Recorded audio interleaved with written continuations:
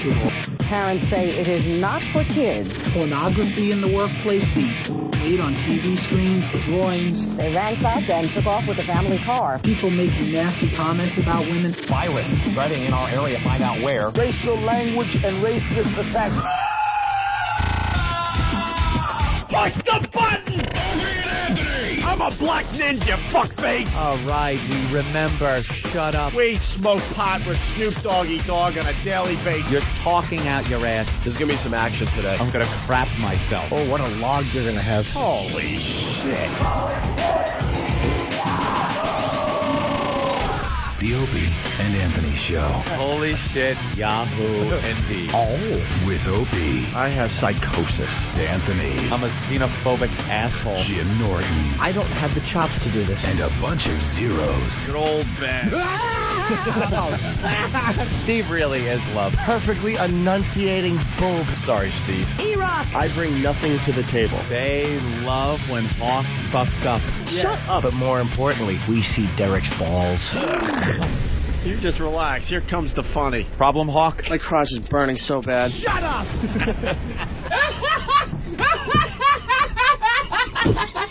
But enough of this palaver. Let's get the show on the road.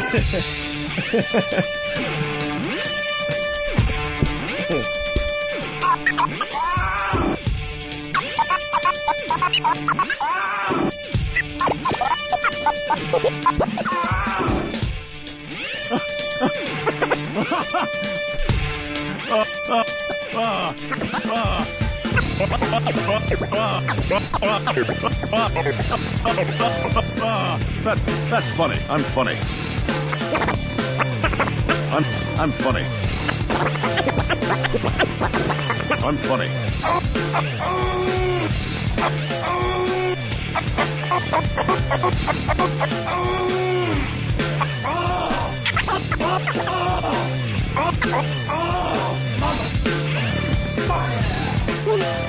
Hey, it's the Opie and Anthony program. Hi.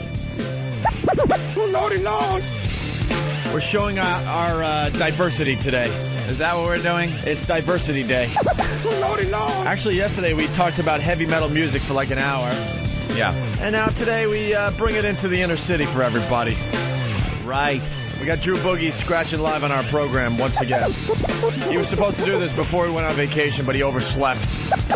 Overslept. So this is like a make good. Come on. Typical DJ. Typical. Jesus. Boys. Typical. No. So what's in the headlines today? I wouldn't know. Why? Why? What's wrong, Jimmy? Nothing. Problem? Nah. Oh, no. Not at all. Oh, no. What? Wait, I don't get it. Nothing. Oh, okay. He doesn't have any newspapers. They're, What's in the headlines today? I don't know. The boys are a little disorganized today. Ben's under the weather. He's just kind of sweating profusely at his desk. That could be any day of the week for Ben. And That's so now true. E-Rock is like the one-man wrecking crew trying to get everything done in the Wrecking studio. crew is a good way to put it. Yes, that's why I said Anything that might be constructive is just torn down. And, yeah, I didn't even notice. I came running in here, me and Jimmy. We're continuing our 9/11 debate in the office, and I'm hearing the music start, Ecstasy of Gold. I look and go, oh, it's 7 o'clock. Perhaps I should step into the studio. Yeah, see, you guys are bonding, and I'm We just like, don't stop. you two are bonding about that, and I'm like, hey, did anyone see the Tyra Banks show yesterday? Tyra Banks? She's crazy. She's a lunatic. That woman's insane. Which she is. Yeah, we got some great audio, actually. It will be very entertaining. I got to, just before we go, because I'm in a good mood today, actually. I'm a little tired, but I relaxed yesterday on my new bar stools. Oh, congratulations, Jimmy. Don't congratulate me. Why? Congratulate the listeners. Oh, yeah. The old O&A Pest got something done for Jimmy. Beyond belief. And that, please don't call the chair people anymore. I almost felt bad. The guy, the owner's son, you guys know my bar stools weren't coming. I felt I was being mistreated. I was very angry. Yes. The owner's, I finally got the guy on the phone. It's the owner's son. He goes, look, I was out of the country. Remember I told you the fabric was going to take a couple weeks? I'm like, yeah. He's like, well, they came, They were in the warehouse, but I had to reupholster them, and they shouldn't have told you that they were there because they weren't ready to be picked up yet. So the times the guy's saying, like, yeah, they're here, the guy's like, I hadn't come back and reupholstered them yet, so they weren't ready for you. But they didn't know that. And I actually believed him because he was a nice dude. So you're not supposed to write checks. You're supposed to only, like, go in and swipe credit cards. He's like, look, I'll bring them to you. He was getting so assaulted. He brought them to you. The owner's son had to bring me bar stools in his car. And he goes, I'm like, should I write you a check? He's like, just do what you want. I don't care. Just do what you want. Just call off your dogs. Dude, I swear to God. Just take the bar stools. Dude, he shows up. There's 2 bar stools in front of my apartment, and he's standing there. And we say hello, and he goes, who's Ramon? He did not. It's the first thing he said to me. Ramon! Oh, Why don't you take Jimmy's bar stools, turn them upside down, and invite over 3 friends? Ramon! That first day I heard, just because Neo doesn't change his, there's a guy named Neo on Pal Talk who doesn't change his voice. Yeah. There's Ramon. Yeah, let me see what's going on. Ramon! And it's just the same guy just saying Ramon. And these awful calls were being made. And it just ruined their business. Oh, is that hysterical? Dude, I really Pests. wanted to laugh in his face when he said, who's Ramon? How do you explain that? That's wonderful. So thank you guys very, very much, but please give him a break. The guy's he was a defeated man. I saw a raped man. Bravo. A raped Good. man. To the pet. Good. Mission accomplished. We will not be ignored. Amazing. I won't be ignored, Dan. Like that bar stool. Let's go to John in Utah. John. Hey, you guys have had such an awesome week. I think you guys should just coast today. All right.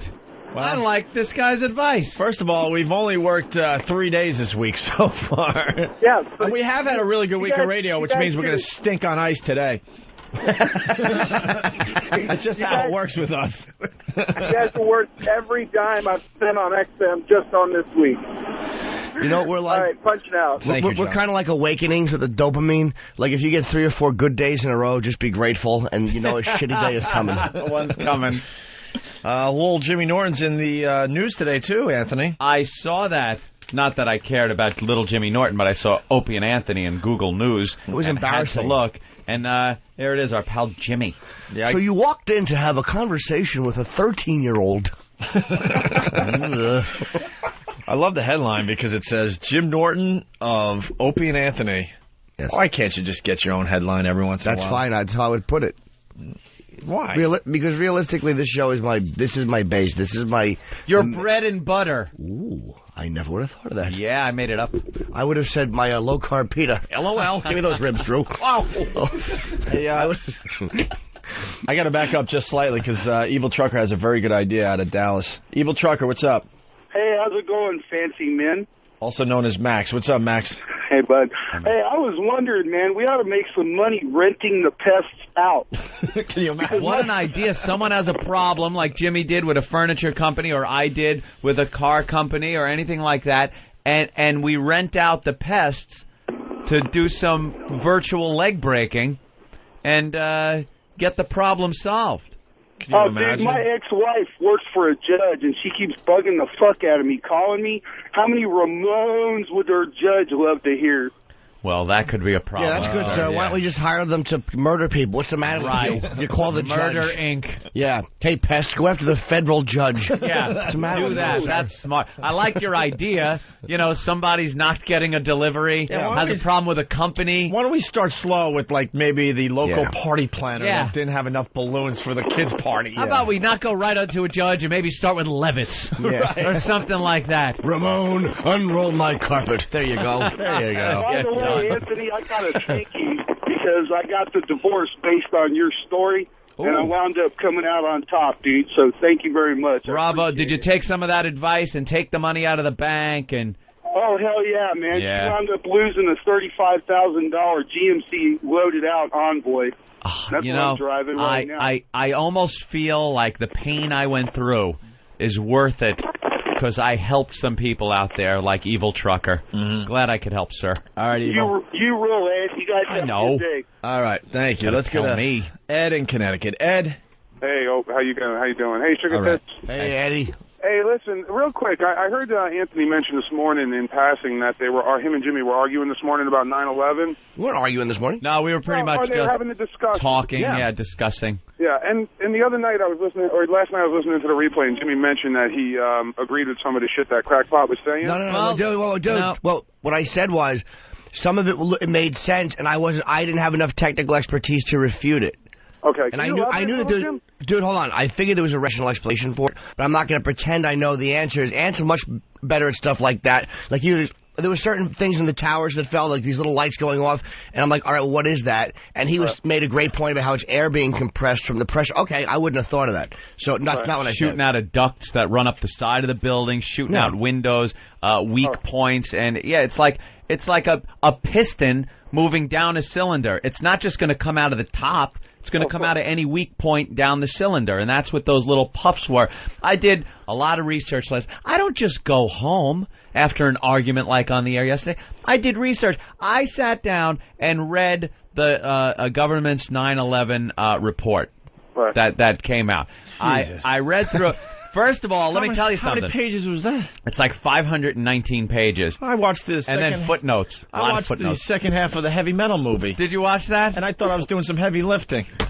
Let me recommend. I jerked off in Pal Talk. I mean, what the? Let me recommend the 9/11 Commission's report.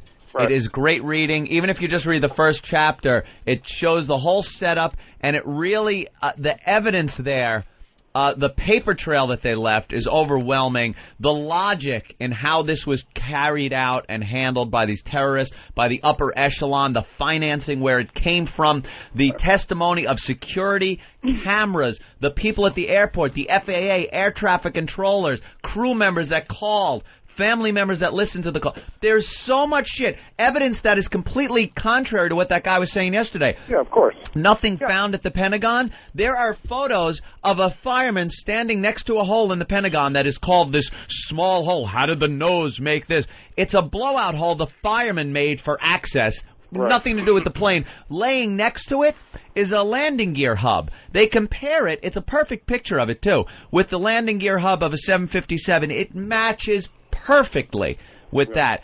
Obviously, a 757 hit. Yeah, I just want to make sure Jimmy wasn't buying any of that bullshit. No. I'm not Jimmy's stupid. a smart guy. We just needed more information to refute the bullshit artists. Yeah, when you have somebody like when you watch the documentary and they're raising certain points of physics and stuff, even though it sounds good and maybe bullshit, I just didn't have the expertise to refute it because I could have refuted it going, look, you're a crackpot in a jizz bucket and you're walking around. The guy walks around, this guy Corey Rowe. I think there's a picture of him wearing a shirt that said 9/11 investigation. Yeah, man. Like, oh, wait, whatever happened to Corey? Haven't you heard? Haven't you heard? Don't you know what he's been doing? All right, Ed. You mean that Corey that I thought would never be? Yeah, he's the guy that solved it. You're reading the report from 1996 until the actual event on 9/11. It would make, that's what they should make a movie of.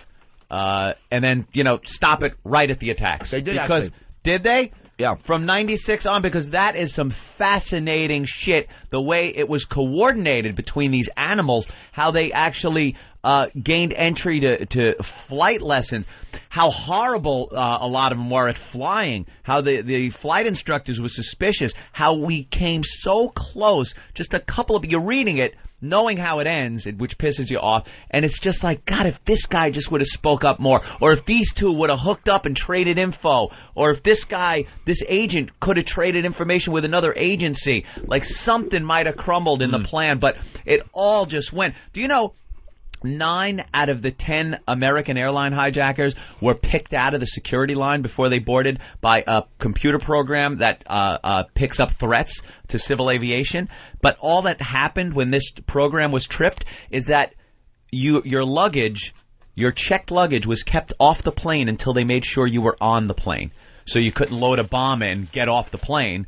They wanted to make sure you were on. But 9 of the hijackers, 10 of which were on American Airlines, were screened, were pulled off and pulled aside and kept off until they made sure that their bags were kept off until they made sure they were on. And a couple of them were stopped at security checkpoints. Stopped at security. Mohammed Atta went to Maine to take the flight back and was pissed off because they made him go through security again. Usually when you get a transfer flight, you don't go through security again. You just go to your flight, your connecting flight. They made him go through security again. He was pissed off at it. And, you know, boom, in this day and age, you're pulled aside, you know, things happen. Security was so lax and, like, there were so many things. You read through this, it's really fascinating reading. And that's why you have to love the fact that when they were profiling here, and again, there's a way to do it, but you're taught in this stupid, politically correct mentality, hey, you know, everyone, really? We know who's doing these things, and when you want to pull them aside and talk to them, you have to justify it and pull aside a fat white lady, too, and a grandmother, just so nobody's feelings get hurt. Another terrorist that day didn't have a photograph, didn't have photo ID, and couldn't speak English. And one of the security people pulled him aside, talked with him, got some guy that could understand him a little bit, and, all right, you're free to get on the fucking plane. You think that would happen now? How many of these pages did you read? A couple of hundred. Was it a page turner like the Warren Report? It really was a page turner. It was very good. And even the footnotes. You know, some of the footnotes were very interesting little thing. And just information that it's you know it's a collection, and it's not this partisan crap. It's a collection of all the evidence, the physical evidence, the hardware, the testimony from so many different people and agencies and everything that they pawed through. And the thing is, it makes sense. It makes perfect sense. Not like this fucking guy with a plane that landed and then another plane, Flight 93, landed behind it. Oh, God. And 15 minutes later, they all got out and went into a NASA building where 200 people, he don't know where they went, but they're somewhere. Get the fuck out of here. See, this is what sucks about most conspiracy people, is you have no ability to critique when you're wrong. Nope. Like, one of the things that bothered me about the Pentagon hit was, or the Trade Center I understood, but the Pentagon, why is there was hardly any plane. It's like, how does a plane vaporize? And he actually did something cool. He showed a piece of a mountain, like a plane that hit a mountain doing 500 miles an hour, and he goes, this is what you'd probably find. You'd find this and that. All right, where was that? And then someone else sent me footage, one of the listeners, again, always coming through, a fucking plane. They did a test on nuclear reactors of this plane that flew. Did you see that video? Yeah. The plane vaporized when it hit dust. The thing. So that explains to me, oh, yeah, that can happen if it hits a concrete wall with no give. You can vaporize a plane. And here's some of the things that they left out, that these conspiracy guys leave out at the Pentagon. There were wing marks so low on the building. This guy, it was a 1 in a million shot that he flew this plane into the Pentagon. Barely nicked the ground right before he hit. So the wing level was very low, and you could see it. You could see where the wings actually hit the Pentagon. They take a picture where the firemen have sprayed foam because that whole line was on fire. They spray foam so now you can't see where the wings hit. And they say, where are the wing marks? Well, they're under the fucking foam.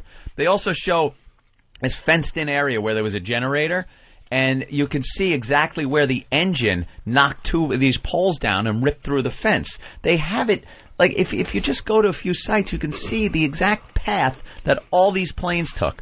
But, you know, well, we're all idiots. Let's go to Matt in Jersey. Matt, what's up? Good morning, guys. How you doing? Pretty good, Matt. Hey, man. Listen, I just wanted to say, I mean, I'm not with that kook from yesterday, all right? I know that 2 planes flew in. We all saw it. I mean, the entire world saw it. The thing is, though, he did mention a stupid website that actually, if you see it, it does kind of make sense, even though it's been disproven by the government. But the one thing that got me was Flight 93 going in Pennsylvania, and the one that went into the Pentagon. Yeah. And the website that he did mention, it actually did go into detail. And Eatabullet.com, I know, yeah. Yeah, I mean, it does make kind of sense. I mean, if you really look at it. What makes sense? Well, I mean, with the way the plane flew in the Pentagon, it shows that the light posts, there's light posts that were around it, and there was actual film from the Marriott building from across the street, and there was, like, video from, I believe, a few gas stations. The government, the FBI, came in and took and seized the film. Yeah, we know that. And the light posts were sheared off when the plane hit it. Yeah. So. But it was pointing in a different direction as opposed to where the plane was going in. Well, dude, my question is this, and this is something I don't like the fact that they confiscated that film. I mean, I understand the security, the bottom of the security was breached, and as American citizens, they should show it. But you really think that if they were plotting it and making it up, that they would shear them in the wrong way? Like, if they could pull this off, they would shear them in the correct direction. When a plane hits a light pole, I don't know if you can calculate which way it's going to fucking land, to tell you the truth. No, but I mean, it was all going in one direction. I mean, because the jet blast would obviously bring it back a different direction, but it was in a total different direction. You know, there's a very heavy generator that was pushed by one of the engines toward the building. Mm-hmm. Like, there are so many things that refute a light post that spins around like a pixie stick on the ground when it's getting hit. It doesn't. That's not evidence that tells me that a plane didn't hit the building. Right. Because a light post is facing a weird way or in a strange place. But this website's not.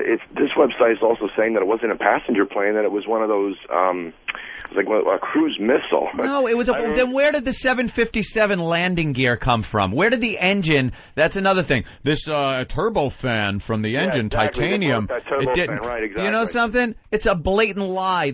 I looked at a blueprint of a 757 engine. Jesus. And the thing is, he actually had one at home. He didn't have to go find it. That piece from the turbine matches perfectly to a 757 engine.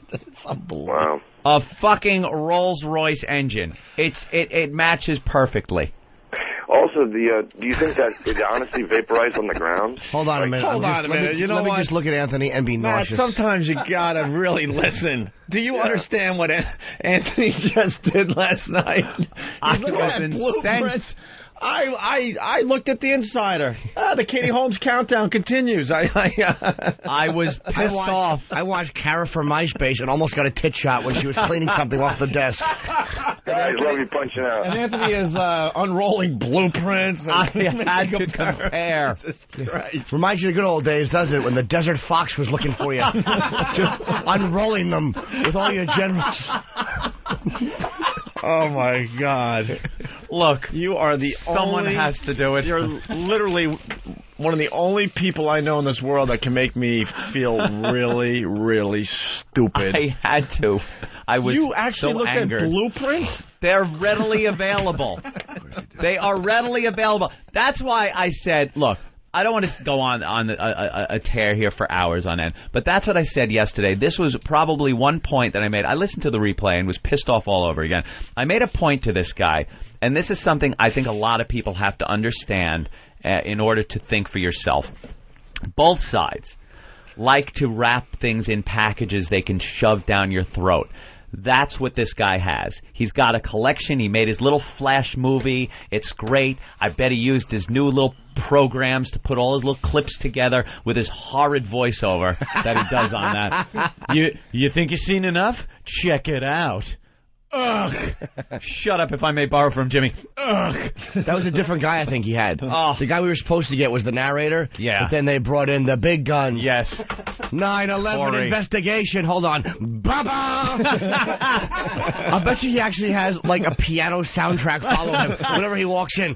Baba! My God, it's the kid with the guts. Taking on the government. My God, man. Young go-getter. There he is. Don't tangle with Corey. And they like to wrap things up and shove it down your throat because it's so easily packaged that if you watch the whole thing and know nothing else about the situation, you would sit there and go, wow, hey, check that out. Whoa, look, the engine doesn't match. Hey, look, there was no evidence of a plane here. Hey, there's flashes that look like multiple explosions bringing the building down. But, all right, you don't have to go punching up blueprints to certain aircraft. But there are other ways and means of informing yourself that refute these things and you know, read the 9/11 Commission report, at least pieces of it. Look online for other pictures from the Pentagon. Look at all the pictures that you can find of the Pentagon. Can I get the Cliff Notes? No, you kind of got to find it yourself. Dwayne Reed, you want the Cliff Notes? I want the Cliff Notes, please. Or how about this? Don't read any blueprints. Just hang out with someone who would. And there you go. There you go. Just hang out with a smart friend. I got a smart friend. What would Corey say when he walks into the room about something like that? The blueprints were manufactured by the government, man.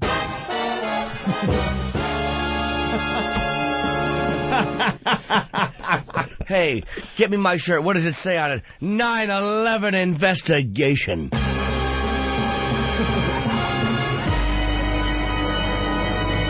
And he can't talk till the music stops, so he has to stare longer than is comfortable.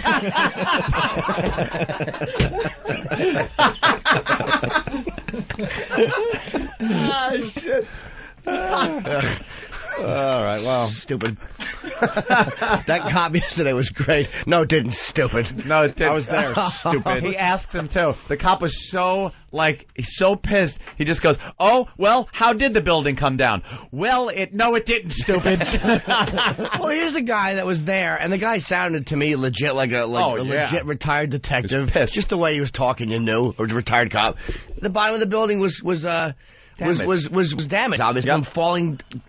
Okay, and he saw it, and he's saying, I saw it, and this young dummy is going, no, that's not it, you're mistaken. Yeah. Because what, you read it or you talked it? Shut up. The guy wasn't there, and then you realize, this motherfucker was 18 when it happened? Yeah, you little shit. He probably got called out of school when it happened. We saw it, Buster. Don't tell me with your shirt. What does his shirt say? 9/11 investigation. Let's go to Craig in Texas. Hey, Craig. Hey, fellas. Good morning. Good morning. My father-in-law works at the Pentagon, has worked at the Pentagon about 12 years now. And we had to sit down and talk about it. I've been to the Pentagon. I've seen the little memorial they have. Mm-hmm. And he's not going to tell me a lie. I mean, he luckily he wasn't in his office. He was in a meeting. If he was in his office, he would have been dead. Yeah. So I can't really say much about the World Trade Center, but I can talk about the Pentagon a little bit. And it happened. It just happened. That's the way it happened. And then he talks about, what did he say yesterday, that the G-forces of the plane, he made at 500 miles an hour, he made a over 300-degree turn to turn into the Pentagon. You read the report, idiot. From the FAA and from air traffic controllers. He made the turn and then goosed it and flew in straight at over 500 miles an hour. From 5 miles away, it was 5 miles away when he made that turn, at a speed that could handle the turn. And then he goosed it full speed, over 500 miles an hour into the building, which would pulverize the plane. The guy didn't... And they like to just, pulled out of his ass, oh, so at 500 miles an hour, you're going to make a 330-degree turn? No, it's not how it happened. He just mixes shit up, pulls it out of his asshole. And a valid point is, look, there's voice recordings. Families recognize the voice recordings. You ever hear the flight attendant voice? Dude, voice morphing. There's a program that you just need 10 minutes, maybe, of audio from anybody. And you can type it in. And the guy's voice will come out and say anything. Oh. So that's what was happening. These people's family weren't getting calls from loved ones. They were getting voice-morphed calls. Such outrageous X-Files shit. And these people were given the right answers? Oh, yeah, exactly. Right, yeah. You would think something would be up like that. And when I said to the guy, I said, is it possible that it's just people that hate us and wanted to kill it? And he goes, no, that is impossible. Oh, that's impossible, but your fucking wacky contraption You know what else? Of a plan. You know what else was impossible? Him to feel like he was going to amount to anything in the eyes of his parents. Exactly. And now all of a sudden he's doing something, and they probably try to fake like they're proud of him. Like, oh no, you're still doing that. That's good. I think he comes over the house. Yes. And like it's always about this. He argues with his dad all the time because his father's just like, ugh, what are you, such a douche? How did I raise you? Looks at dad. His dad's probably a veteran and everything, and he's sitting in the chair, and I don't know, what would he say to him? Like something stupid about the buildings. You know, Dad, it's people like you are narrow-minded.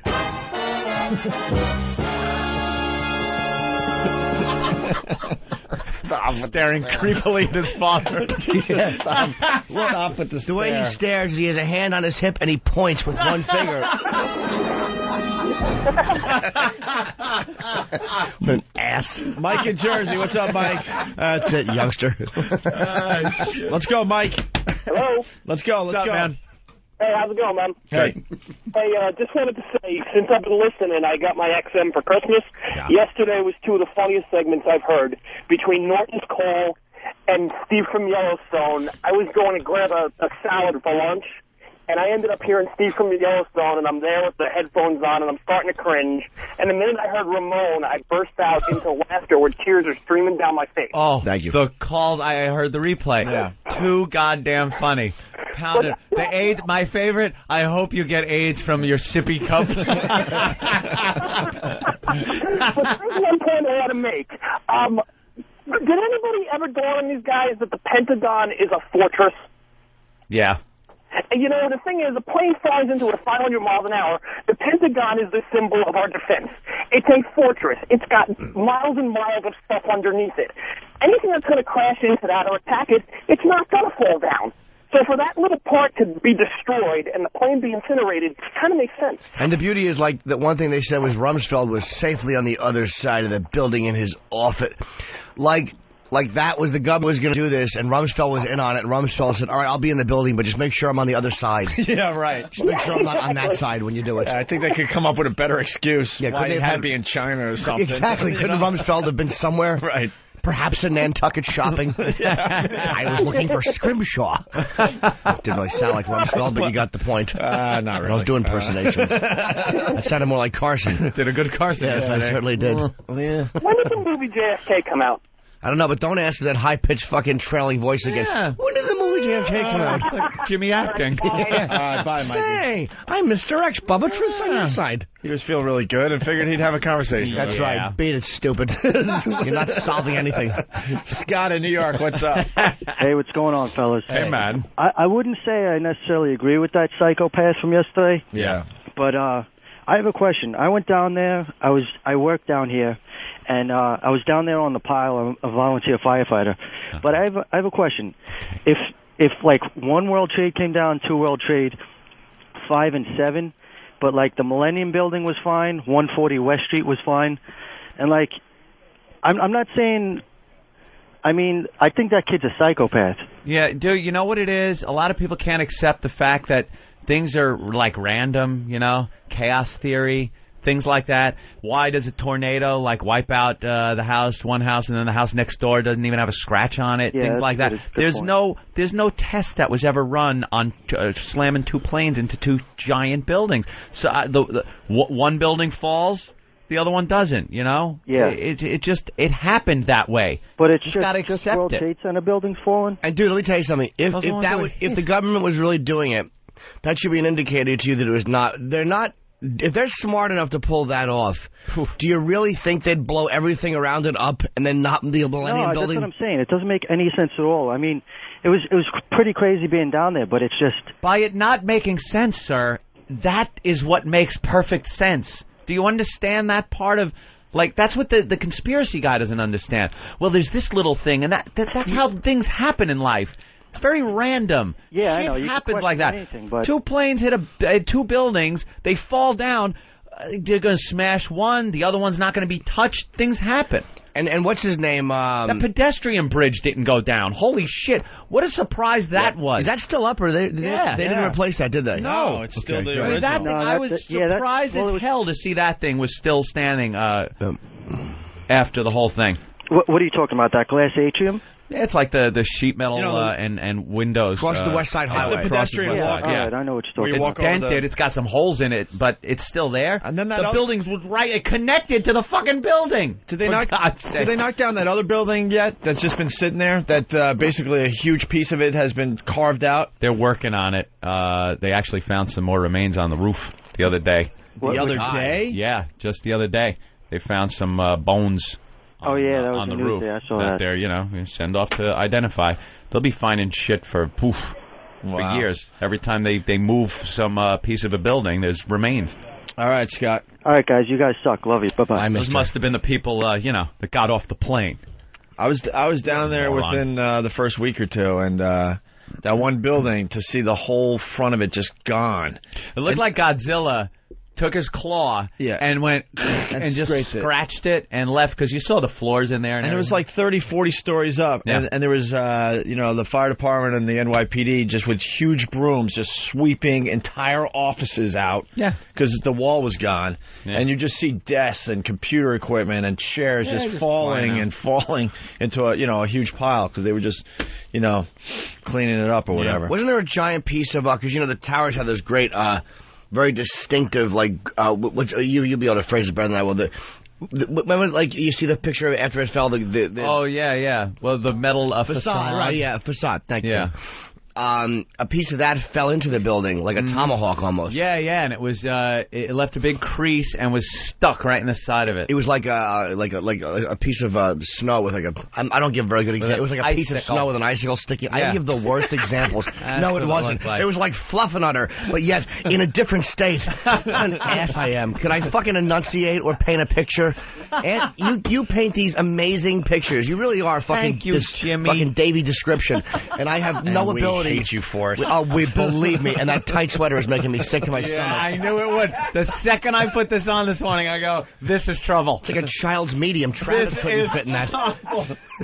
I knew this was going to be trouble right when I put it on. I opened my closet door and went, oh boy, this is going to be trouble. And that takes some of the attention away from me because I wasn't able to shower today. Yeah, but no one would know that. You don't smell. I mean, no one would know that till the hair doesn't look too greasy or anything? Pattern of an apple pie on it, too. No, I kind of like that. Nice little crisscross look. It's adorable. It's nice. It's beautiful. All right, listen, why don't we take a break? We're done with the 9/11 stuff for now. Yeah. That was a lot of fun yesterday on so many levels. We got Drew Boogie in studio. He's mixing live for us. Mm-hmm. So we'll let him do that, and then we'll come back. We'll talk about Tyra Banks and what she did on her stupid America's Next Top Model show. Psychopath, she is. It is hilarious. And then we got to talk about Tyra Banks.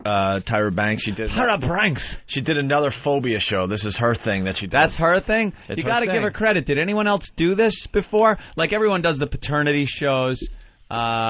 A lot of people do the your cheating show, Springer, things like that. The freak show. Has she does she own this? Did she make up the phobia show? and then people facing it? Yeah. Wow, all right. Give her some credit. She's ridiculous. She's a genius and a psychopath. Wait to hear about the lady that is scared of ovens and what Tyra made her do. Oh, no. For some kind of cute little prize. What happened? Why was Mrs. Siegel so nervous? But first, it's Drew Boogie, everyone.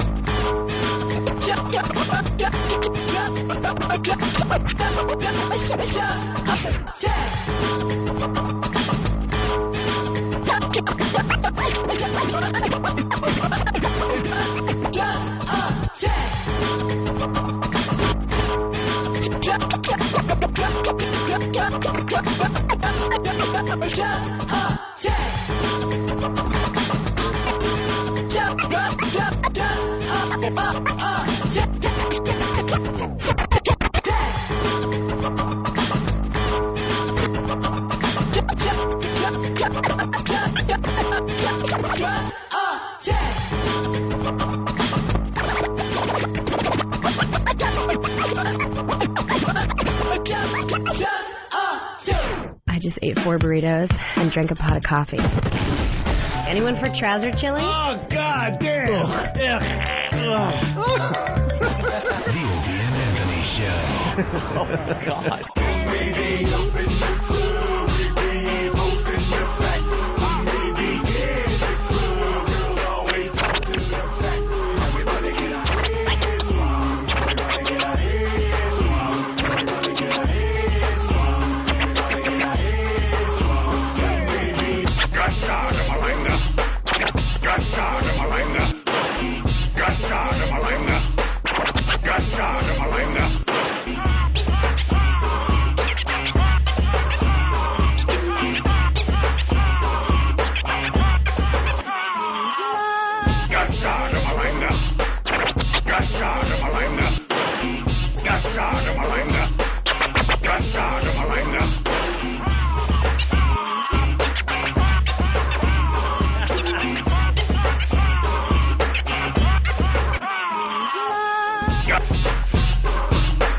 be kidding me, man. That is really cool. That's nice.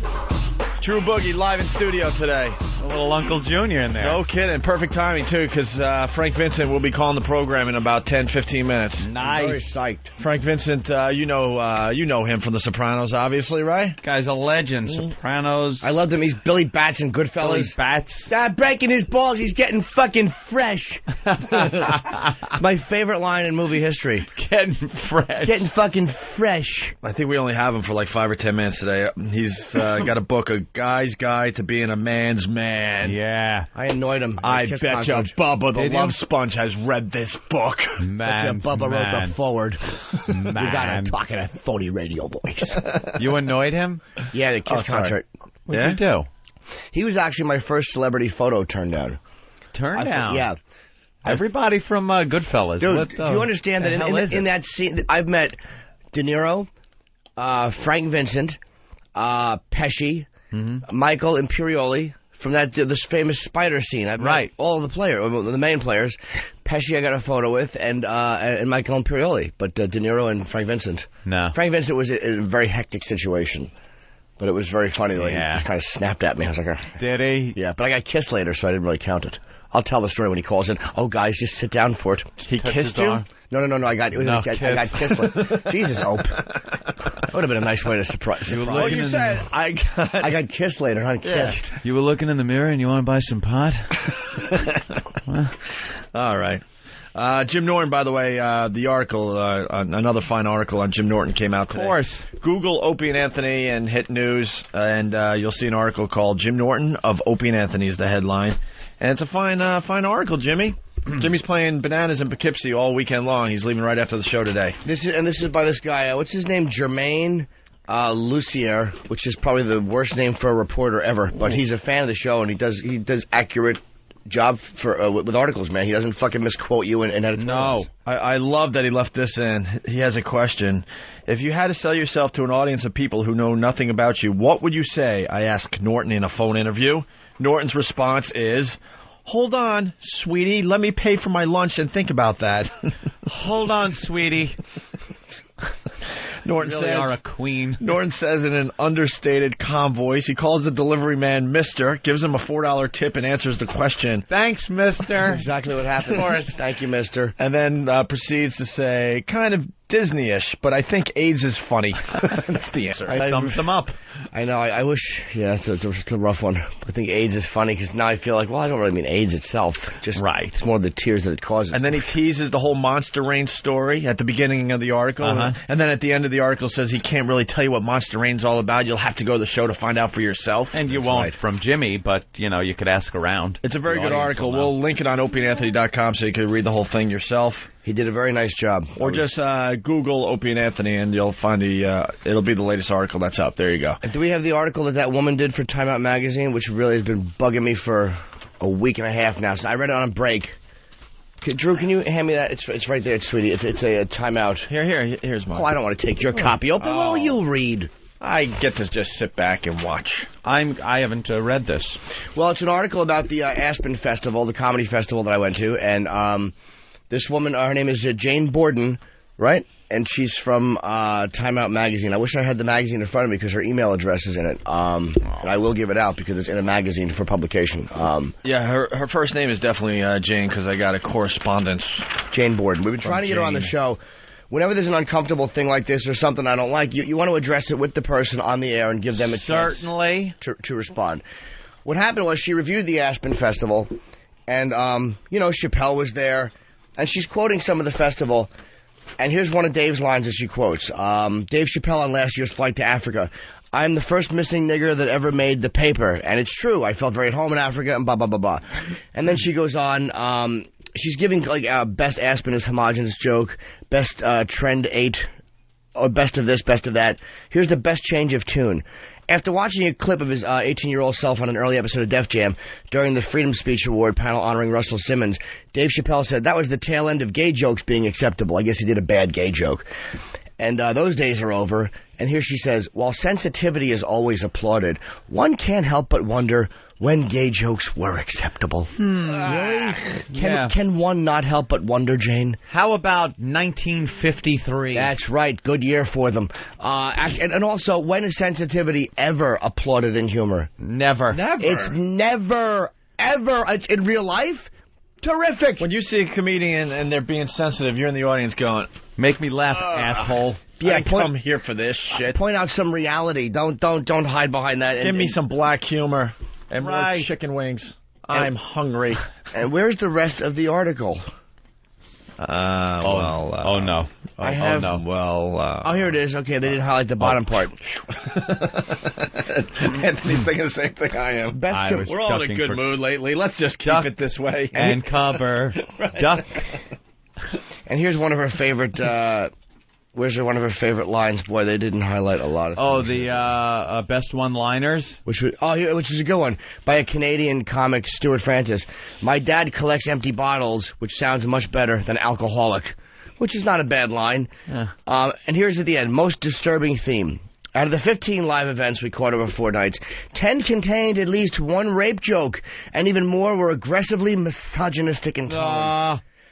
This is the Festival of Violence Against Women, an anonymous insider scout noted with derision, or derision, however you say it, at a late-night party.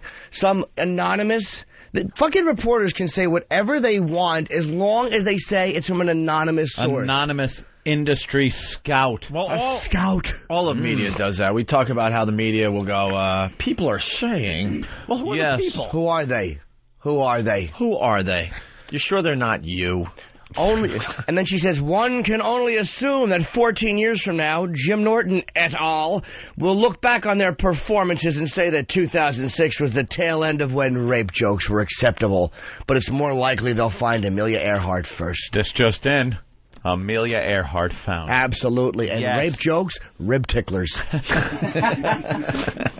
And so she didn't crucify me, but I know what she's doing, and there's nothing that makes me want to throw up more than someone who imposes their ideology as far as what is acceptable and what's not. She wants a good old-fashioned redneck joke. This is what bothers. That's what she wants. Like all these fucking phonies calling out Larry the Cable Guy. You know you're a redneck if you got 2 cars in your yard up on Cinder.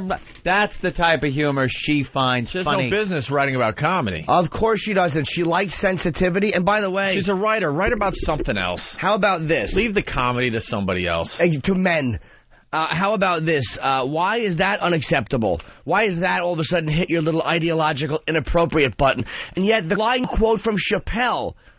Dave Chappelle on last year's Flight to Africa. I'm the first missing nigger that ever made the paper. Why is that acceptable? You know... Why isn't this the last year that saying the word nigger is acceptable in comedy? You understand? It is, Jimmy. Didn't you check?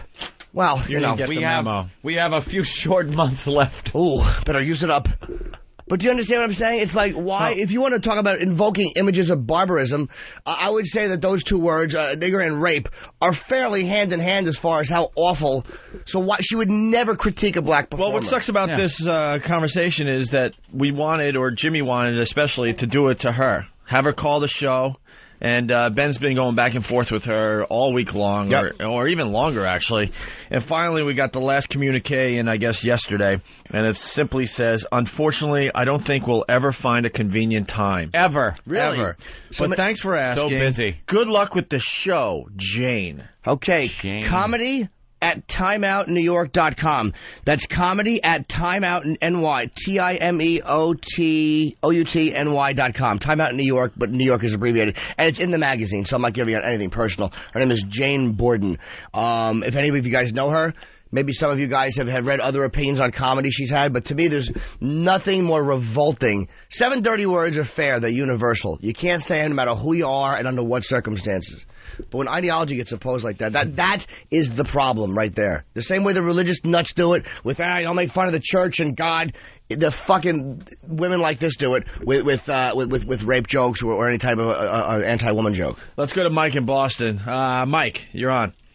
Yo, Jimmy, I think you're really funny, number one, no doubt. But I gotta say, like, when I hear, like, the child molesting shit and, like, rape jokes, it's not about, like, you're crossing a line or some shit like that. I just think it's I just think it's uncalled for, and it's just like I don't think anyone's. I think you could be a lot bigger if you just cut that shit out. And but how about, dude? Here's my question for you. This is my thing. Like when you look at the line she liked very much. My dad collects empty bottles, which sounds much better than alcoholic. Any subject you take and you break down can be horrible to a group of people. Now, obviously, rape, child molesting, terrible things. But you know what? I mean, if it did, truth be told, I'm an alcoholic. There's a lot of alcoholics in my family. The members of my family have either done horrible things to themselves because of alcoholism. Do you want to go over the drunk driving deaths and the abused children, the abused women due to alcoholism? So why is that unacceptable? Do you understand? Like, as somebody who is... Yeah. Someone was probably offended by that joke. But I mean, if you're going to be literal about humor... If you're going to start picking apart what is quote-unquote acceptable, what subjects are left with very few exceptions? Yeah, that's the point Jimmy's trying to make there, Mike. It's okay. Hold on. It's okay if you personally don't like that type of humor. That's not what we're saying. But she's trying to decide for everybody else out there what's acceptable or not. Acceptable. And we can't live like that. You don't dig child molesting jokes. Okay. That's not your thing. All right, no big deal. I'll be the first person to say that's absolutely fine. As long as you're not going over saying, hey, Jim, I don't think that's acceptable content to talk about. I don't agree with her on that. I mean, she definitely shouldn't. Nobody should be drawing the line for it. I mean, no doubt about that. But I don't know why we need to go to that area. It's like, I don't know. Dude, to me, the only time I don't think something's funny, the only line I draw, or the main line, is something that's done to be deliberately cruel. Like, if there's a guy in a wheelchair in the audience... and you're like doing vicious wheelchair jokes, and it's obvious that you're doing them because he's there, then your intentions are to be cruel, and everybody knows what your intentions are, and that's a decision each individual performer has to make. Hey, man, that's all I got. I mean, it's really all I got, Jimmy. No, it's not. You have a lot more than that, young fella. But you understand what I mean, dude? If you don't like jokes, that's what I'm saying. That's cool. I'm not saying you have to like that type of humor. But, cops have gallows humor, and I'm not saying I live through what cops do. But my humor comes from a lot of awful self-hatred and awful places. So it comes into, Now, Jimmy, there's a guy from Texas online, and he says, it's comedy. Everything goes. Do you agree with that? Again, up to the line of what is deliberately cruel because you're trying to hurt somebody, yeah. But then at that point, you're not really going for the laugh. Absolutely. That's what I mean. Yeah. So in comedy, does everything goes? Yeah. I mean, it's like a Sex and the City moment. Ooh. Now we have to figure out the answer to the question. You actually know? Huh? How that show's formula works? Of course. Oh, don't give me the of course like every guy don't know. Never. I'm the only one that had to sit through Sex and the City. Never. Ever sat through one fucking episode. Because you're too busy looking at fucking blueprints of 757s. Which I'd rather do. More attractive than any woman on that fucking show. Yeah, that's crazy. But I'm the only guy out there that has sat through a Sex and the City. All right. Yeah. I have to hold... Jimmy? Did you sit through an episode of Sex and the City? No. You sit through an episode? Thank you. No, Moulin Rouge also. He pushed that one. You. Sex and the City. Sex and the City. No. Sex and the City. No. So Kev, and obviously, I would ask Steve C, but yeah, please. Jesus, he's got the box set. He knows. I never liked the lighting on that show. Fucking Steve, Jesus. Waiting for my Amazon box to come in. I got the director's cut. Yeah, do you? Season 5 tomorrow. It's a Sex and the City marathon this weekend. Great. I even watch it on TBS. Nah, there's stupid Sarah Jessica Parker, whatever her character is. Yeah, whatever. No, I'll be. I forgot the name of her character. Horseface. No. Well, I know Samantha's the whore. Right. Okay, that I know. Holy crap! I don't remember her name in the show. It's been a long time. Yeah, Barbara. But then she presents a little question. Carrie, thank you. Yeah. And for her column, she writes a little question, and then she answers the question.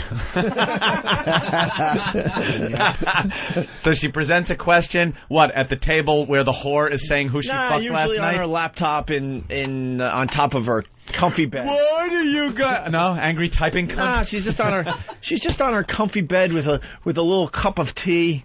Ah, a little on top. She's sitting Indian style, all comfy. There's a little in the gutter with a bottle of booze. Some kind of Afghan. My favorite boss joke. Some kind of Afghan nearby in case she gets a little cold. Aw. Yeah, exactly. A little candle burning. Stop. A little scented candle. Scented candle. Some potpourri. Right. God, any self-respecting guy watching that show. Ladies, the reality is we don't get your shit. No. Man. It's just... I don't get it. Tea stinks. Speaking of tea, I got teabagged last night by some construction worker that was doing work in my building.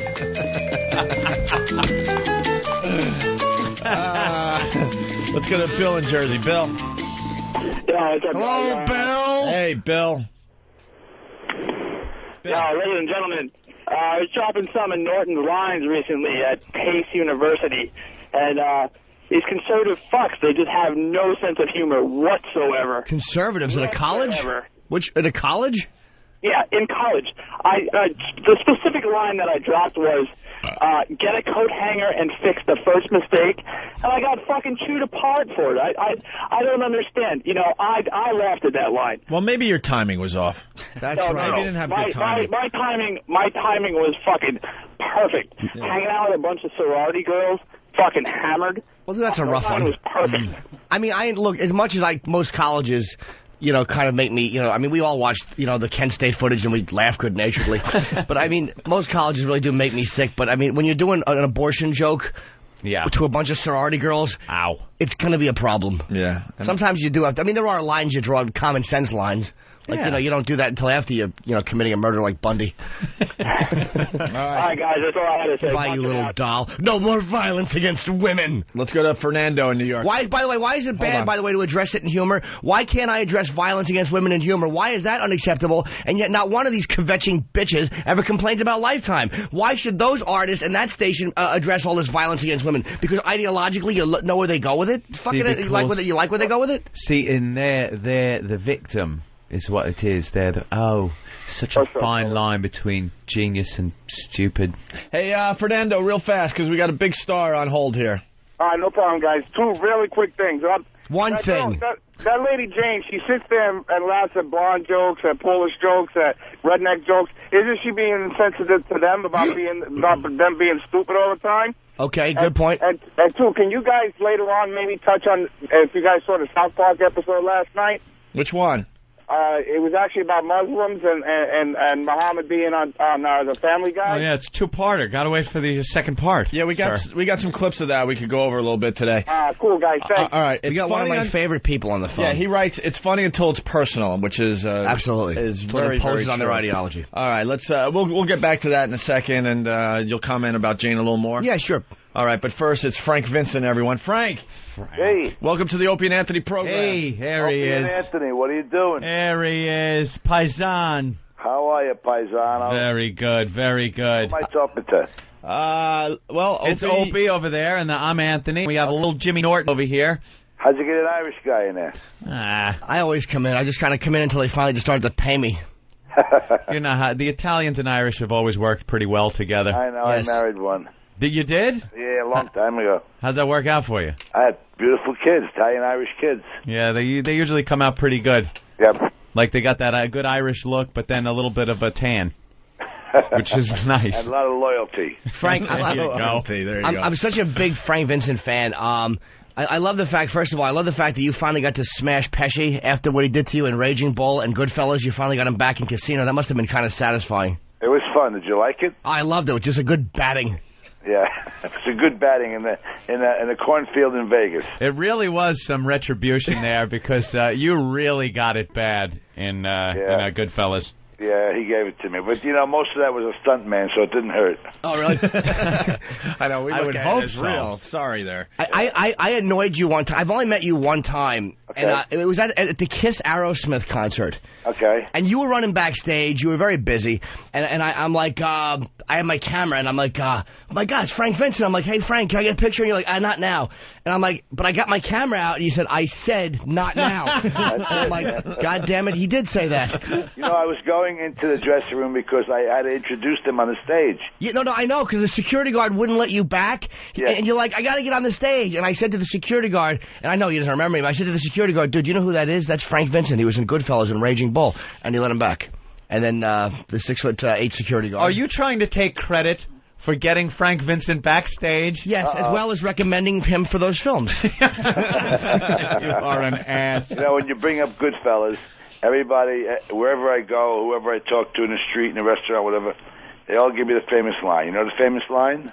Oh. Get your shine box. Go home and get your shine box. Yeah. My favorite line from that scene, though, is when you said, you're getting fucking fresh. Right. It's like... I've been away a few years, and right away you're over here getting fucking fresh.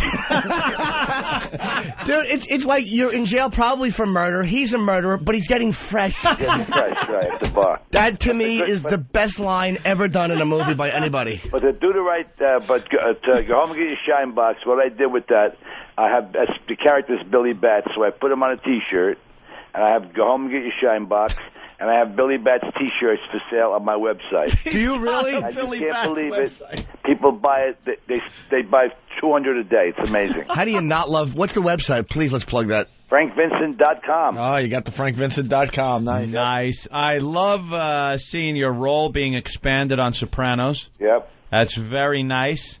And it's going to get bigger. Yeah, you guys with all your secrets. I love talking to you, but I hate talking to you guys because there's no answers.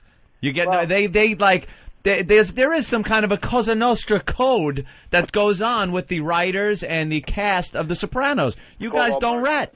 Omerta, you know Omerta? Omerta. You guys don't rat. It's easy to not to rat. You know why? Because if you rat, David writes you up the show. Oh, is that what? So you actually virtually get whacked if you rat. You actually virtually sign a confidentiality thing, and your scripts are all numbered with your name on it. And you go to the read-through. Every episode we have a read-through with all the characters, and we read through the script, and you have to give the script back to production, and you keep your pages. Wow. And that's the way it works. And that way they could keep everything secret. Because, well, you know what? If people start talking about what's going to happen, nobody wants to watch it anymore. It just takes away all the fun. Yeah, it takes away the surprises. I love when you're watching the show and all of a sudden something happens and you didn't expect. I mean, Uncle Junior shooting Tony was one of those things where, as I'm watching it, I said, "Holy shit." What just happened, and you're right. If you would have known about that in advance, it wouldn't have been as Sometimes you don't thrilling. even put it in the script when we're doing the read-through because you have new talent that's coming in just for the show. You have people coming in they're going to play like 1 or 2 lines or 3 lines. Yeah, is it true you've had extras killed so they don't talk about the show? Right. I've heard about that. Blinded, and their tongues taken out. Tongues ripped out of their heads. They'll hide certain things on the read-throughs. That's pretty interesting. Yeah, like when she was going to get killed, Michael's Adriana. Yeah. Adriana, when she was going to get killed, in the script that we had at the read-through, says she just drove away to Atlantic City. Huh. Yeah, she certainly did. They didn't reveal that she was shot. It's kind of like MASH when they decided when McLean Stevenson wanted to leave and they wanted to kill off Henry Blake. They didn't tell anybody they were going to kill him off until Gary Berghoff just came in and read that his planes spun out. They got an honest reaction out of the cast. Yeah, they had no. Then they realized, wow, he's never coming back to the show. And that's why they were all like, "Fuck." Wow. They do that stuff. Yeah, that's very poignant of me to raise a 1974 example. You're right on the money, kid. Right on the money, kid. I love it. I always find it odd when you hear a story like that where a director went to get a true reaction and it didn't just end up with someone looking at the camera and going, "Are you fucking shitting me?" Yeah. Or something, just ruining the entire shot. Or there's two real reactions in Raging Bull. One is when I go to the table, coming in the Copa, and I see Jake and Joe sit at the table, and I say to Jake, "You're not drinking, are you?" And he just looks at me. Now, what happened was when they did my close-up, I said to Jake, "You're not drinking, are you?" He said, "Why don't you go fuck your mother?" And I looked at him, and that's the look they took. That's great. That's great. What's the other one? Does that shit, yeah. Yeah, what's the other one? Because we all love Raging Bull. Bull. The other one is in the gym when I'm saying that don't hurt yourself, Jake. When I was boxing in the gym, and he says, "Go fuck yourself." Same thing. I heard Pesci said that De Niro actually hurt him in that scene. He was really pounding the shit out of him, and he said he really cracked a rib. Yeah. Yeah, he really got a nice savage. That's just the greatest, though. Don't hurt yourself. Fucking, Right. what a great film that is. Is that your favorite one that you've done, Raging Bull? Yeah, well, Goodfellas in that one, I mean, they're all great. I mean, how do you decide which one's better, How much do you want to throw up when you think of Scorsese not winning the Oscar for Best Director for that movie? That's stupid. Ordinary People, Best Picture, Best Director. The Mary fucking Tyler Academy Moore should be firebombed. Yeah. What did the guy say this year on the Academy Awards when the black group won an Oscar? Yeah, said Martin Scorsese doesn't have an Oscar. Well, he said the group's name was like Tennis. What is it, Drew? Memphis Mafia. Sure, ask the black Memphis guy. Mafia won, Scorsese nothing. Yeah. John Stewart.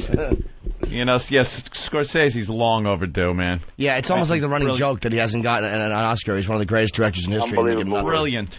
Hey, Frank, you got a book out, A Guy's Guide to Being a Man's Man. You got it there, brother? Yes. Oh, yeah. Yeah, we weren't able to look through it yet. We just got him. We just got it handed to us. How's this going to help us out? Well, listen, we got, in part one, we got dating like a man's man. Getting the digits means getting the number from the girl. The first date, tell the ex to go home and get a shine box. Going steady. Part two, watching movies like a man's man. We have our gangster flicks, western flicks, sports flicks, war flicks, chick flicks. I don't think so. No. You haven't been dragged to a chick flick? Oh, yeah, what are you going to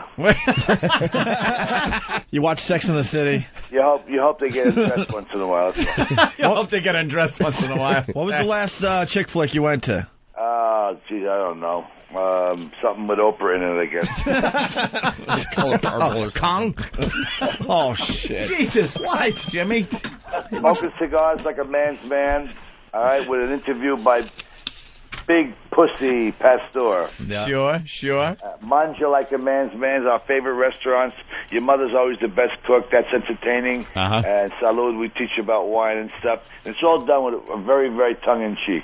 Listening to Music Like a Man's Man, our top music legends, music picks, an interview with our man's man, Stevie Van Zandt.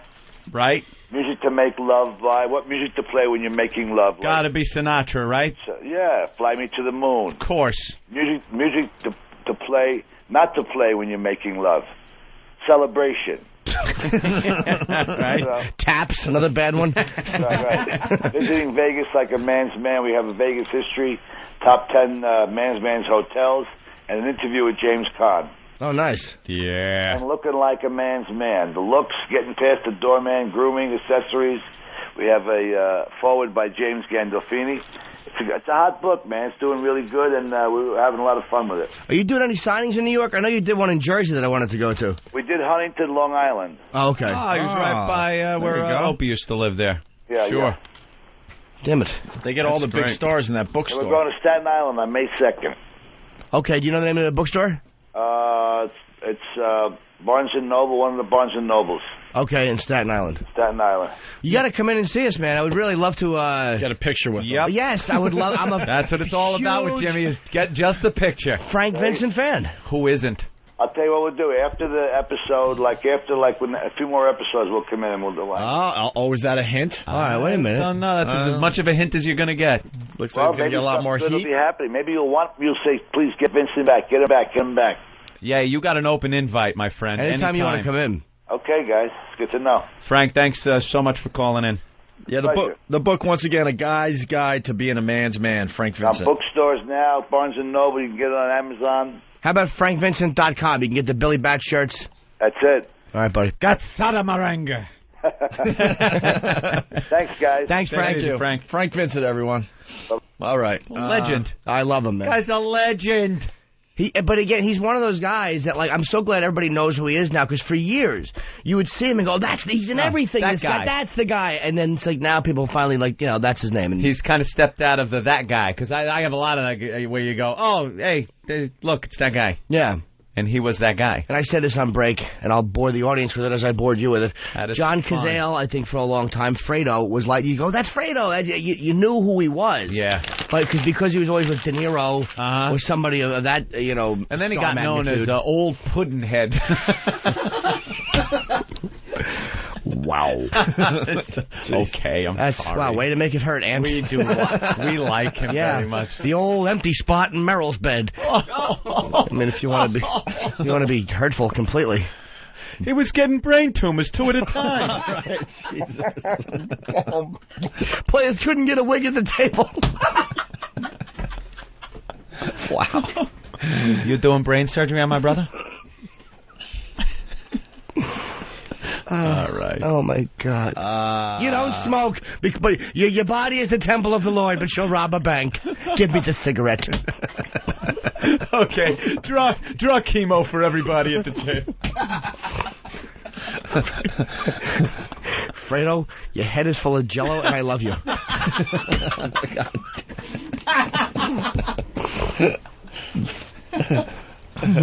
All right. Come on, we like the guy. Oh, I love the guy. Well, I loved his work and everything. Fucking it's amazing. tragic that he died so young. Some type of brain cancer. It's horrible. Let's say hi to Lori the trucker. Hi. Hi, guys. How are you? Howdy. Hey, I hate to go back after such a great interview, and at the risk of an uncomfortable moment or a laughter break, I myself have been a rape victim. And Oh, no. All right. And Tapping out. Anthony hit on it. I hit on it? Sorry about that. I was drunk. It was a pinball machine and some friends. Oh, baby. No, actually, it has to do with victimization. And, Yeah. And also another thing that you talk about, the self-loathing in our country, because I'm not going to live my life being the victim of something that really had absolutely nothing to do with me. Right. Yeah. But these women can't get over that. Well, I mean, look. And I have to tell you that it actually, for me to be able to hear a joke about it, it is such a surreal, ridiculous thing to have happen. Lori, are you comfortable at all without graphic detail, unless you want? Is there any way you can tell us briefly what happened to you and how? You want to hear a good rape story? Mine's great. How did it happen? Okay, I had taken a break from college. I was a nanny in Westchester County. How old were you? I was 19. And this was what year? This was in the early 90s. Early 90s. You're 19. Okay, and you're a college girl. Yes. Okay. Well, I had taken a break from college, and I was a nanny in Bedford, New York, and I'm originally from the Midwest. You know, they like their nannies from either foreign countries or the Midwest for some reason. And I used to go into the city with some of the other nannies that worked out in Westchester County. And one day I wanted to go into the city. Nobody else could or wanted to, so I had gone in by myself. I had previously met some guys from the city through another nanny. Oh, boy. They hung out with this group of guys in the city, and we had gone, out dancing with them before, but I didn't really know them that well. Right. So I was in the city by myself. I happened to run into this group of guys, and they were like, well, we're going dancing. Do you want to go with? And I was like, sure. And they said, well, do you want me to stay, or do you want to come with us? We have to go home and change. And I'm thinking, okay, I'm alone in the city, and it's getting dark. Do I stay by myself, or do I go with this group of guys that I at least am acquainted with? Boy, you must have had to go through some guilt about your decision-making for a while, eh? Well, yeah, I mean, obviously. Well, here's you know what it taught me? To trust my instincts, because I got on the train, and when I got off the train, I knew I was somewhere I shouldn't be. Yeah. There wasn't white face anywhere. Were these black gentlemen? Yes. Oh, boy. And your wife? There wasn't a white face anywhere. Are you, and you're a white girl? Yeah. You're a white girl, and you went with 3 black guys to their place. Well, and it gets worse. Okay, so I get off the train, and my stomach is saying, get out of here, this isn't right. I get to their supposed apartment. It's an abandoned building. Uh-oh. All right, and you're looking around going, you need some furniture. Yeah, this doesn't no look right. electricity, cockroaches. Oh. Sad. But the one guy who I had talked to more than the other two, when we had gone out with the other nannies previously, he was like, he'd put me in his bedroom, and he said he had to leave. So he said, stay here, don't open up the door. And I thought, okay, this might be all right. He's looking out for me, right? He's protecting me. Yeah. Oh, boy. They started coming. Well, there was one real bad aggressor. I think the rest were just, joining in for the fun of it. The rest. How many actually got you? 5. And then when it was all said and done, yeah, I was beat with a pipe. They stole my CD. I mean, they stole everything. Holy shit. Beat me. Oral sex, anal sex, one after the other. It lasted for hours. And then when it was all said and done, they threw me out the window. I practically crawled. Oh, and a guy threw me a Subway token. Oh, well, all right. How many years ago was this? This was in the early 90s. Early 90s. It was a little over 10 years ago. Did they ever go to jail, any of these animals? Well, the worst part about it was when I made it to the Subway, and this one black woman, all I remember her saying is, "Girl, I don't know what happened, but don't cry. You're going to make it worse. You're going to make it worse." And somebody must have gone and gotten the Subway police. And before I'd let them take me to the hospital, I made them, in the ambulance, I made them take me back by where it happened, because I knew otherwise I would never find the place again. Yeah. And, because I really only knew from the turns I made to, from the Subway. That's pretty good thinking. Yeah. And so I guess they had caught 3 of them right then that night. And I had gone back to New York to appear in front of the grand jury. And, and my family and friends, people are just so uncomfortable with it. And no shit. I'm like, I want to testify. It was wrong. I made some bad choices, but, these guys didn't have any right to do that. And if they're doing it to me, how many other girls are they doing it to, right? So how did you testify? Well, I testified at the grand jury, but then on the day I was supposed to fly back to testify for the trial, I mean, I was at the airport, and I get up to the ticket counter and find out that my ticket had been canceled. And I call up the DA. They plea bargained with all of them. So what'd they get? Well, they got oral, they got anal, really bad. They got... I meant in court. Oh. How many years? 3 years? That was the worst. The other ones did about a year. Yeah, figures. Fucking Fat Nick's been sitting in jail for 8 months for a bat attack on a guy who was going to steal something, and that gang rape, they get fucking 3 years. Hey, we got Julie from New York that wants in on this conversation. Julie, you're on with Lori the Trucker. Hi. I think she's full of shit. Women who get treated this way are not able to just go and talk about it like this. How do you know? You know what? Come on. You know what? I used to work with lady. Hold on. One at a time. Here's the bottom line. The bottom line is I can talk about it like this because I've dealt with it. I understand that what they did had nothing to do with me. Was I naive and did I make some bad choices? Yes. Yeah. But I could have been anybody. It had nothing to do with me personally. The only thing I had to do was grow up and learn how to adjust my choices. All right, let's hear what Julie has to say. Julie? I used to work with sex offenders, and sex offenders are not a matter of hurting you. It's them. It's their addiction. However, working with victims as well, you're not able to call a national radio show and just spew out that you were thrown out. How do you know? Everyone is an individual. Once we get off the air, I will give you the phone numbers of my sister and my husband.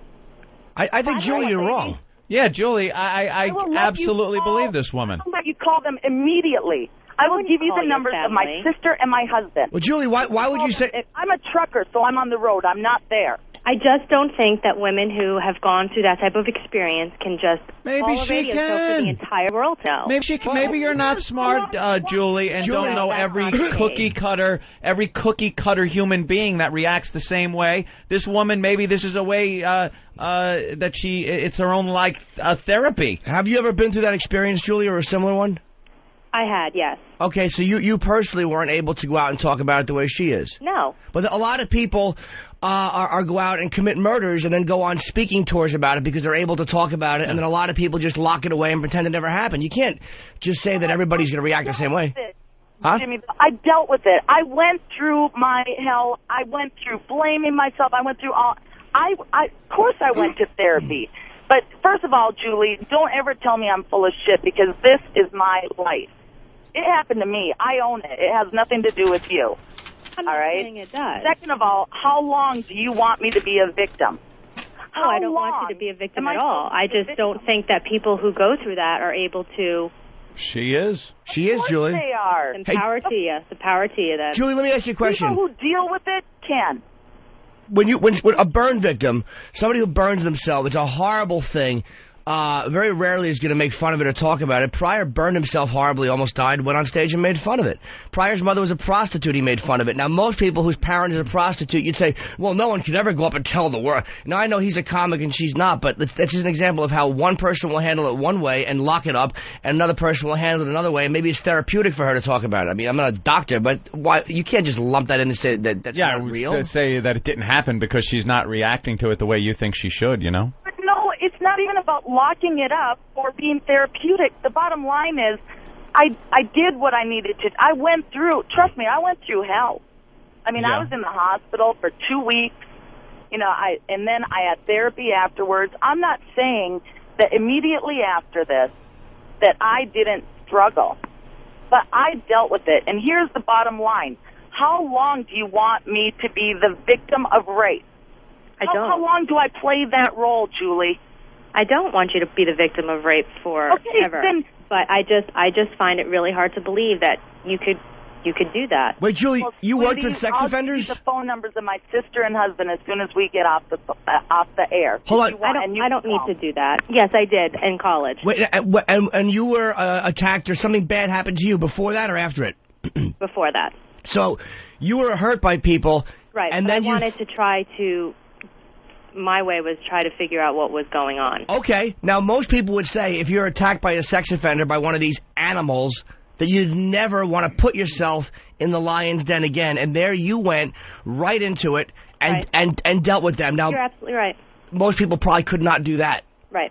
So maybe her way of dealing with it is her way of being who she is. Okay. My reason for calling was to say it's not up to someone else to put a label on you know, like try to make We're all building of us bridges, victims Jimmy. Forever and ever. I mean, I think the whole thing, when you think about it, was so absurd. Mm-hmm. The whole, I mean, it is almost funny. It was so ridiculous. Wow. Please don't tempt me. Yeah, right. Please. The self-restraint in Opie's finger. No, I know what she's saying though. Right now. It's it's an awful thing, and you gotta laugh at it at the time because it happened and it's monstrous. Lori, a lot of people are on the phone. Lori, a lot of people are on the phones asking why didn't you just bite it off when you were doing the oral thing? See, honestly, you almost go it's true that you almost go on autopilot. The survival instinct, that's one thing that I learned. It's unbelievable. It's almost like an out-of-body experience, and when I realized that there was no way I was going to get out of this by fighting, it's almost like I went out-of-body into this survival mode, and you just do what you need to do to survive. Plus, it's 4 guys, right, or 3 guys, not one guy. If it's one guy, you could bite his dick, but if it's 5 guys, there's other guys there to... What do you think they're going to do, just stop? Yeah, and this one guy was huge, and I was being beat with a lead pipe. Jesus. Wow. So, animals. you know, and I'm not a big girl. So, as soon as, your mind kind of works like a computer, okay, shit, I'm in trouble, that's the first thing. And then, how am I going to get out of this? And then it's like, okay, I'm not gonna be able to get out of here. Hey, I'm sorry to interrupt you. Did the guy that told you to lock yourself in, was he a part of it or did he leave? He did not rape me. He left. So what I think happened was, he had set me up for it to happen. Why did he tell you not to open the door? He was afraid of the other guy. Right. And just wasn't able to stand up. Yeah, they were probably like, hey, you know, this chick's ours. Don't get in the way. And he was like, all right. He tried to warn you. I'm out of here. Right. How does that make you feel these days about black people? What? How does it make you feel these days about black people? Has it affected you? Your racial, whatever I'm looking for? Racial, do you profile black guys when you see them? Like hello? She's still there. Lori's still there. Yeah. Not any more than any other northern Minnesota person who wasn't raised around them.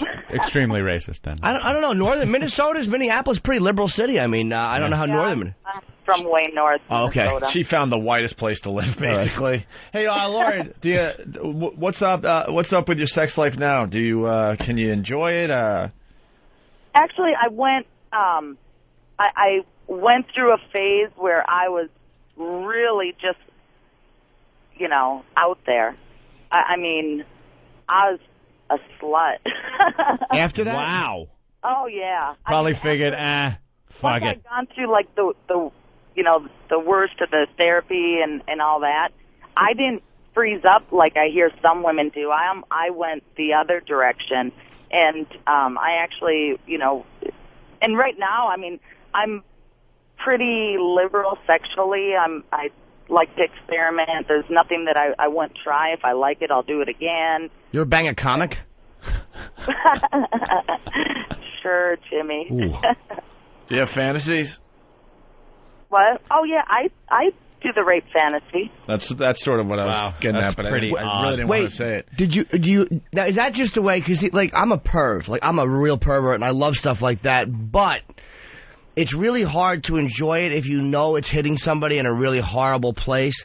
Like if somebody is reenacting a fantasy or something because they're dirtbags like I am, it turns me on. But if it's somebody's survival mechanism, then to me it's kind of sad. Like, you know what I mean? If I'm with a girl who's been raped or had a horrible thing and she's reenacting it only as a way to not fucking break down, it's like her way of conquering it, then that's kind of sad to me. No, I mean, my sexual fantasies aren't any different than any other woman. I mean, the rape or, just somebody who's in authority is also a big one for me. Like reverting back to my teenage years and, a school teacher. Right. Those are, so no, it's not like, I'm reliving the rape through my sex. I mean, I like my hair being grabbed and my ass being smacked. I don't like being punched in the mouth during sex. Okay. Are you married? Yeah, I am. And were you married when this happened? No. Okay. No. All right, Laurie. Well, thanks for calling. All right, thanks, guys. All right. Bye. Let's thank Laurie for calling, and let's say hi to Alex in Virginia. Alex? Hey, yeah, I was going to ask her if these guys may have had lacrosse sticks with them, but she said they're black, so I guess not. Oh.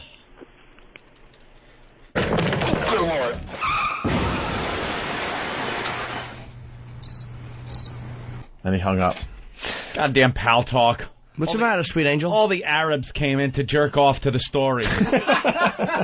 Jesus, these Arabs will spank to anything. What the hell is going on with the Arabs in the pal talk They room? love jerking off. Of course they do. Can you say? Not that their culture's not freeing.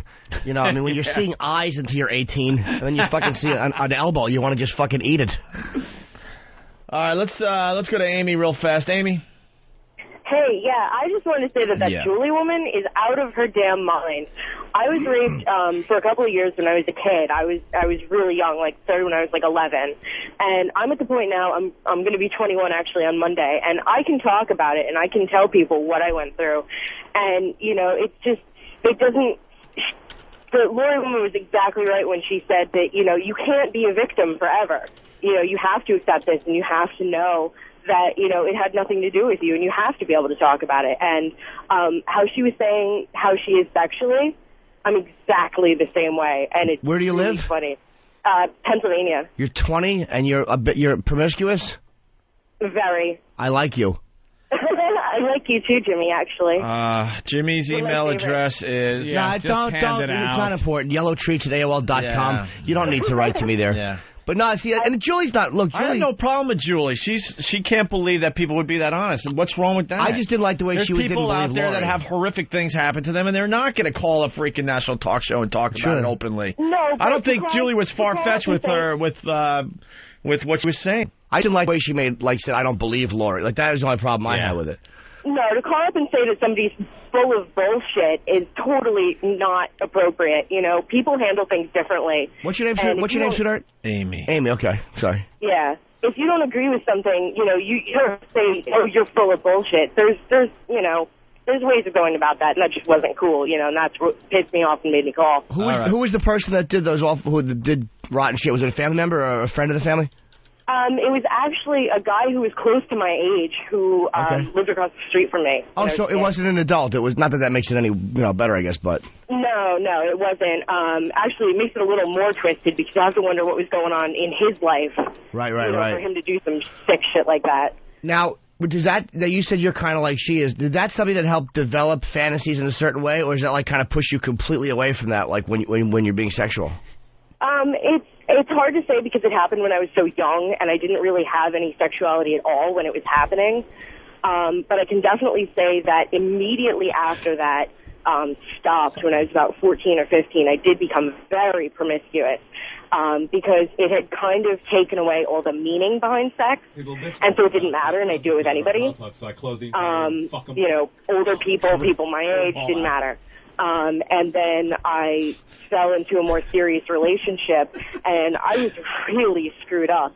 And it took me a lot of time to kind of get my sexuality to a more, I guess, acceptable level where it wasn't like, beat the shit out of me with your belt. It was more like, okay, slap me on the ass, pull my hair a little bit, Ooh. But like she said, I don't like to be punched in the mouth. But when I was 14 or 15, I might have put up with that just because, that's what I was used to. I'd belt you now that you're 20, though. Believe me, I would spank your bottom and I would redden it properly. Ooh. I would love that, Jimmy. I've been trying to come to one of your shows for a long time. Well, I think she's very sexy. As long as you're not doing it for awful reasons, I would be very happy to discipline you. Jimmy will be at Bananas in Poughkeepsie this weekend. Or I will be in Boston May 12th, and tickets went on sale today at Ticketmaster. Me and Dave Attell at the Boston Orpheum. And I'm sure he'll be very lonely in between shows, Amy. Kenny rubs my back nude in my room. No, and it's definitely not for awful reasons anymore. It's just because, that experience might have twisted me a little bit. Yeah. But, it doesn't hurt anymore. It's not going into a bad place and, dredging up. I don't cry during sex. You know what I mean? It's not like that anymore. Oh, you go with me when you realize how awful it is. Jesus, I can't believe I fucked this zilch. All right, Amy. Bye, Amy. Email Jimmy. Thanks for calling. He'll be checking his email every 5 minutes now for the entire rest of the show. So, Aunt, what happened over there? I saw you freaking out a bit. Hold on. Well, this will set it up, actually. John on Long Island. John? Friday morning on this very special O&A. No shit. Madon. Is this being simulcast on Lifetime? There's a guy on hold in 90s. I was kidnapped at gunpoint. 3 guys raped my girlfriend. Holy Do we want Jesus. more of these stories? Look, they are hot.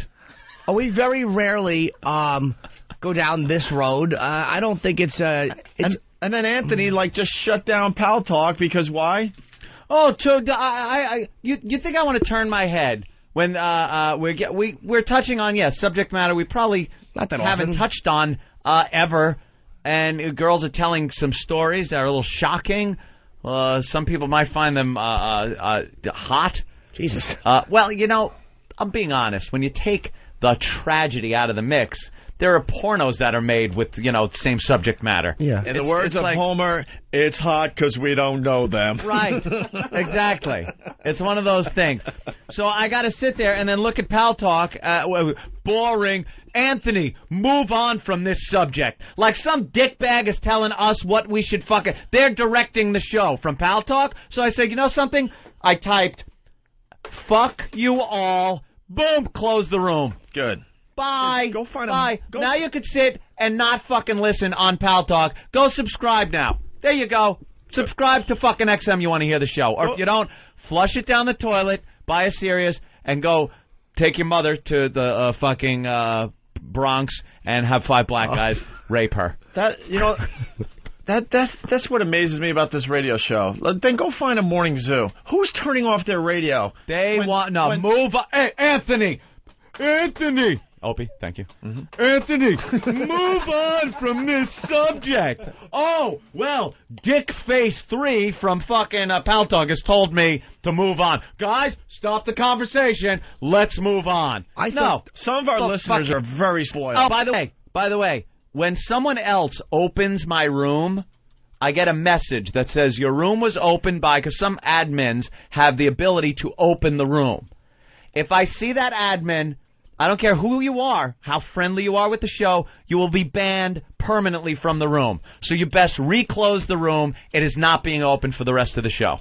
Rest of the show? Rest of the fucking show. How about you calm down a little bit? Let me see if I calm down. Yeah, let's see if you calm down. But if that room is open by somebody, I don't care who it is.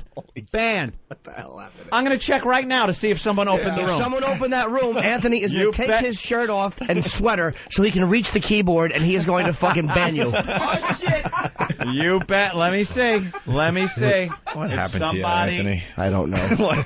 Look, he's going Very into that song good. again. Look at that. No one opened it. Look at it. Look. Admin console, close room. Bye-bye, everybody again. Bye. Nope.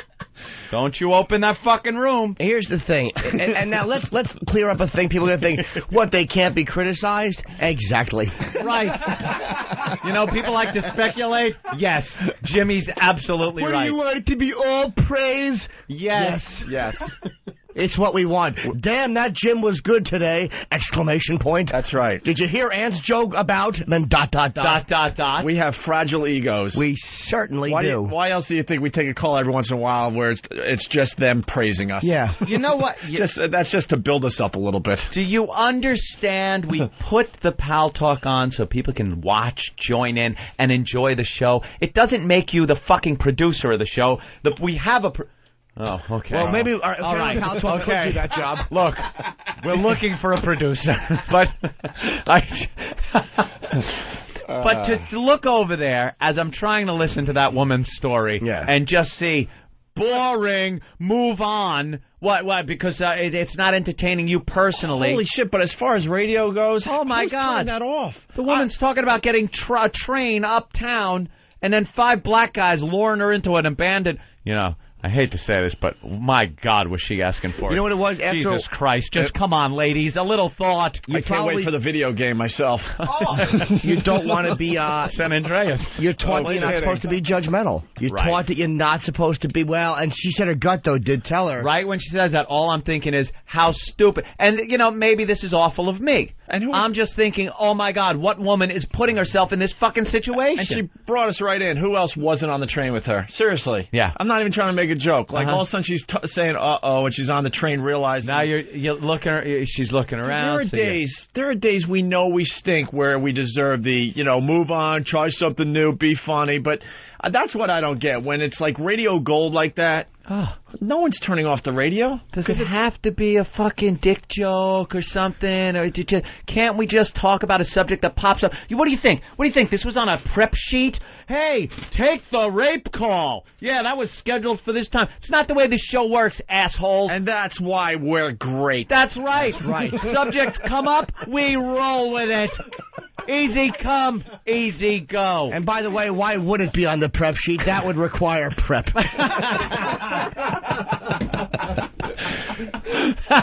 And there's so many radio shows out there trying to figure out why we're so successful.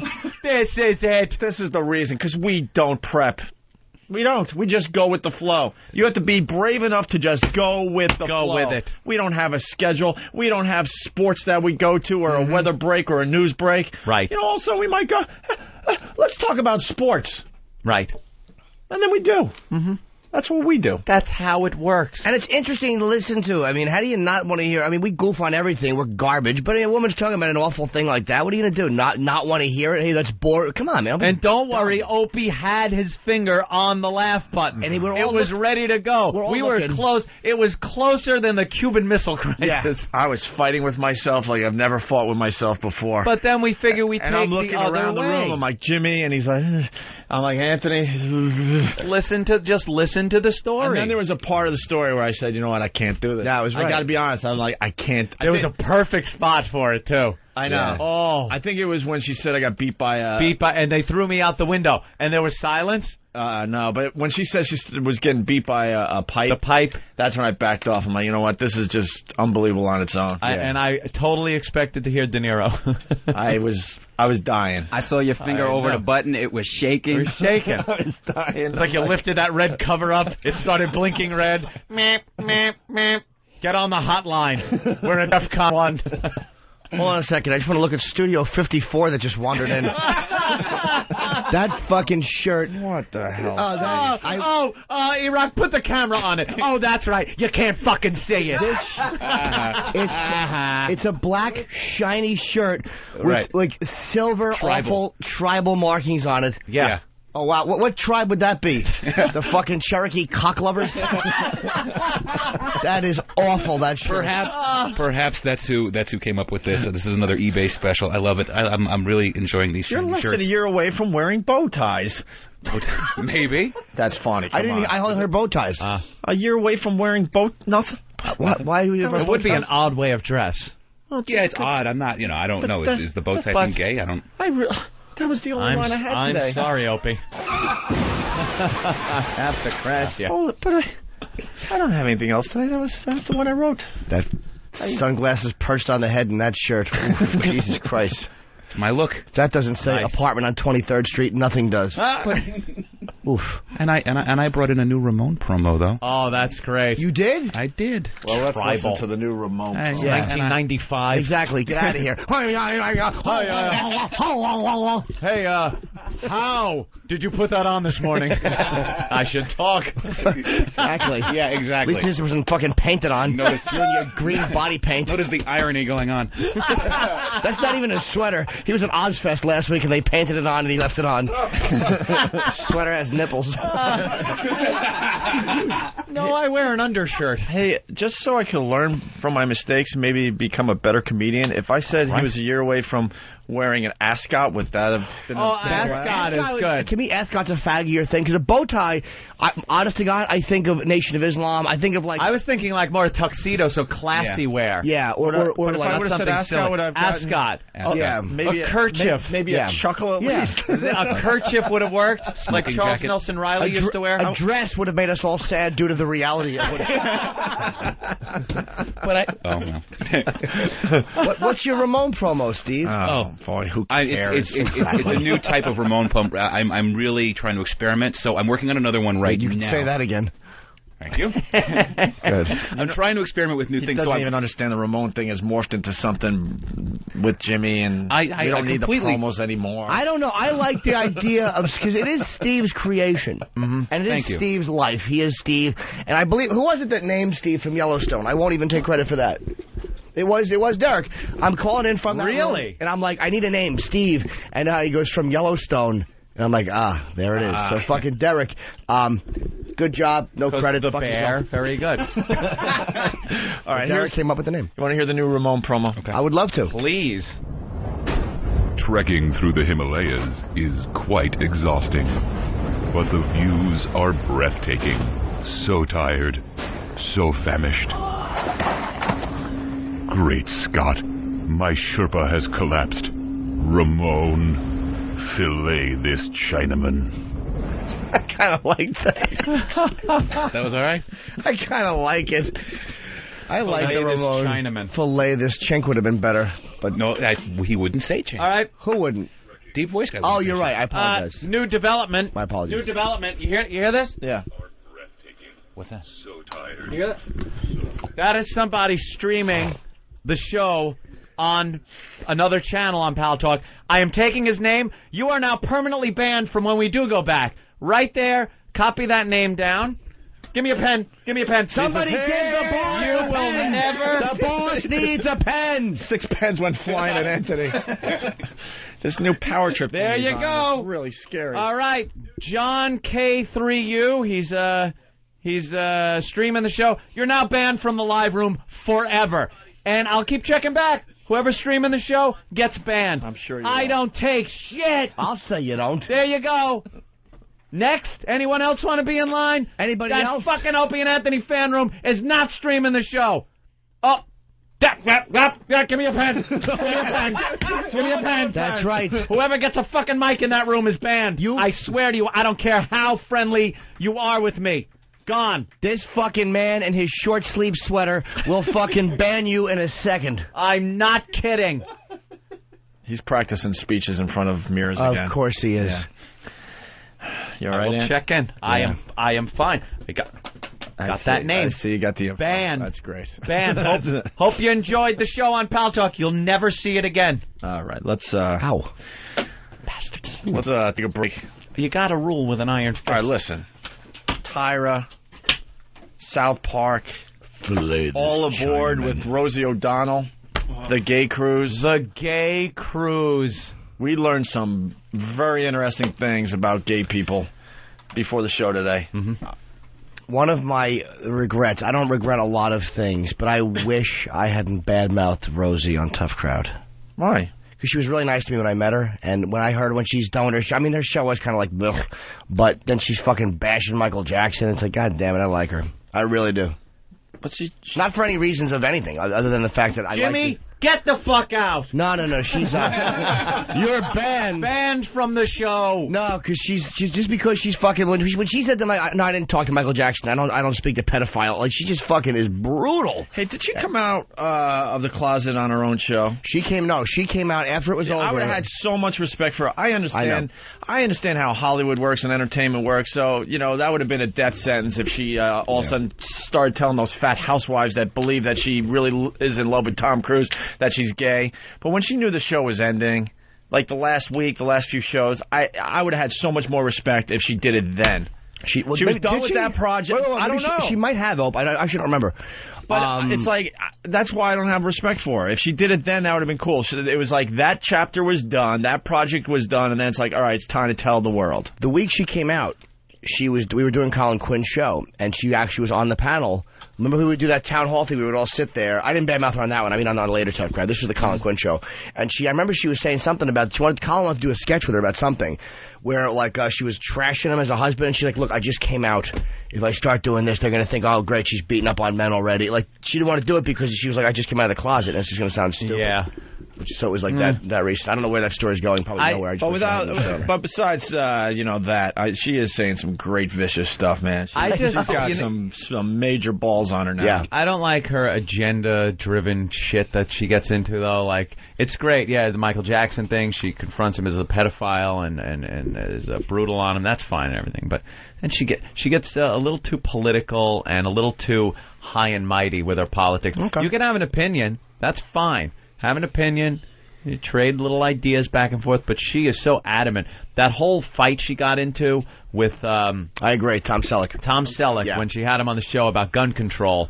I mean, that was just a blindsiding. Okay. It's on her terms, and he was blindsided by her, and it's agenda-driven. Have your opinion, but she goes a little too far. How long's her show been off the air? I guess like 5 years. Is it that long already? Gotta be. No, I'm sorry. No, it's not. It's not. It's actually 3.5. Okay. Yeah. No, it's not. No, because it was it was already off the air by the time we did that Colin Quinn show, and believe me, they were. Was it really? Yeah. That Colin Quinn show seems like it was years ago now. No, it was after 9/11. I remember some of the material we were doing. It was after the LA. No, well, that was LA Raj for a long time ago. That was 94. Was it? Mm-hmm. Right now, the inside of my colon is ready to empty. Yeah, we got to... Rosie O'Donnell went off the air in 2002. She was on for 6 years. Thank you, E-Rock. 4 years. Oh, so I said 5. You said 3.5. Let's just meet in the middle and touch helmets. All right. Drew Boogie, get us out of here for a little bit.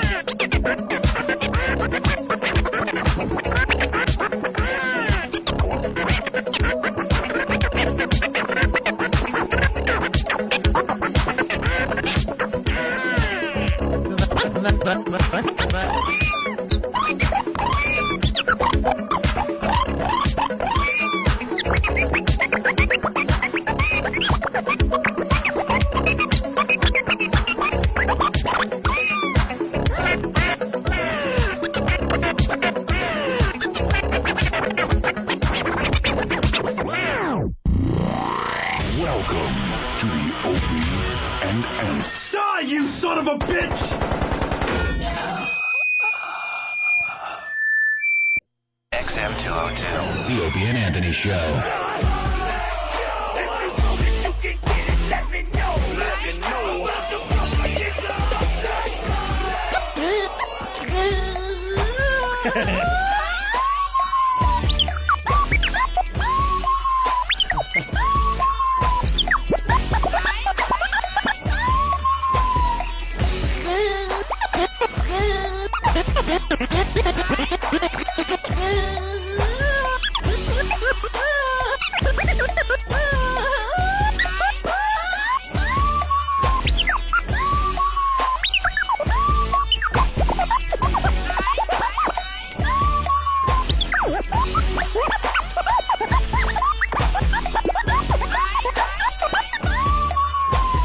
That's amazing. Nice. It's just amazing. Drew Boogie live in studio today. Comes in every once in a while and mixes some of our favorite clips. Nice. And with his music, it's just great. Let's say hi to James, the trucker. James, what's up? Hey, what's going on, fellas? Hey. Hi. Hey, Jimmy, you're a little high strung this morning, ain't you? Me? Hell yeah, man. Earlier, don't open that goddamn room, you mama. Yeah, goddamn, dude. That was He Anthony. doesn't understand that was me. That was not me, sir. I don't wield with an who was that then? germ-free fist. How long have you been listening to the program? I've had my XM for about a month now, so I've only listened to you guys for a couple weeks, and I love you guys. Thank you. All right, so you don't really recognize the voices That yet. was Anthony. Anthony. I'm sorry. Yeah, Anthony, you're high strung as a motherfucker, man. Well, they get me. I'll make it very easy for you. Anything you hear that's really funny on the show, that would be me, Opie. Any impressions is me, Norton. That's right. And any just yelling and mean-spirited ramblings would be either Anthony or Hawk. Okay, got you. Now, with all that stuff this morning, man, I don't know if you guys want this. Bye-bye. Yes. We got other things to do. We certainly do. And you'll learn who that always is as you continue to listen to the show. Let's go to Mike in New Hampshire. Mike. What's an ascot? It's kind of That's the last thing Lacey said. Is it kind of gay that you know that? Not really. Like I think ascot. Excuse me. An ascot is what Charles Nelson Riley used to wear. Yeah, it's like something Mr. Howell wears. It's like a what is it? Like an AIDS tourniquet. It's a silky scarf. Silky scarf, but it's kind Like of a thing. tucked into your jacket. Yeah, around your neck. You know, Thank you for the kind of description. It's the sign of the homo. Yes, it's a jizz catcher. You're not going to see anyone from the NFL wearing one of those. No, unless you're on a gay cruise with Rosie O'Donnell. The Rosie Cruise. Yeah, that football player. You guys are kicking ass today. Oh, thank you. Yeah. Doug in Arkansas. Hey, guys, for a fucking show where you're supposed to be coasting, you're really bringing it to the fucking table this morning. Thank you, sir. Wow. Even when we coast, we're terrific. Can I ask Jimmy a question real quick? You feel free to ask anybody anything that you wish to ask. Do you feel like in comedy that maybe somebody that's more of a victim, like somebody that does cancer jokes but is a cancer survivor, that's more okay than somebody that just does cancer jokes just to do them? It's acceptable. Why is that acceptable? Everyone in comedy should be able to do cancer jokes. I hate that. I'm not kidding. I hate that shit. Well, I think he's asking. I don't think he's saying. I think he's asking. No, I know. Well, I just had it. Sorry, Jimmy. Sorry. No. You're the expert on being on a No, fucking stage. But that does frustrate me when it's like, oh, it's completely acceptable because the person that's telling the cancer jokes on the stage had a tumor removed, and that's why it's all right. That's bullshit. Like Robert That's Schimmel depressing. does that, and it bugs the shit out of me because they laugh their ass off at him. But if somebody else does it, they're an evil fuck. Well, and that's not about Schimmel. That's about the problem is, and I think what you're saying is like the audience will accept it from somebody a little bit easier. Right. You know, I mean, I guess in some cases I understand that, but I mean, we've all been affected by, like, I don't have AIDS. I make fun of it, but to be honest with you, I've had people I love die of AIDS. I mean, I'm in recovery. Really. So, like, I know guys that have, you know, I knew guys really well that got the virus when they were shooting dope and shit like that, and then they died. I mean, it's awful. It's an awful thing. So I'm making fun of something that has certainly fucking killed people that I loved. Right. Yeah. Have to laugh. All right, well, I'm punching out. I love you fuckers. I've been listening for a little... Cody in Indiana. That would be Anthony. Hey, guys. You did not give Anthony any recognition for a great fucking line that he threw out today. And why would we? What did I say? During the rape story that chick had, she said, and I got on the train, and you said, you sure did. That was a great line, and I heard it, and I didn't want to acknowledge it because what would happen is this. We would have completely become who we really are. Speaking of train, it would have derailed the story, and we would have just gone off and made her cry. Hope's finger wouldn't have hovered. She would have laughed good-naturedly, and yet deep down felt like, wow, why did I open up to these pigs? Yeah. I fucking love you guys. Punching out. All right. Thank you for the recognition, sir. We interrupt this program to bring you the Ozone Midget sighting of the day. Wow, who saw this coming? Because I know they're now reciting it with me at home. Ed in Sacramento. Hey, how's it going, guys? Hey, Ed.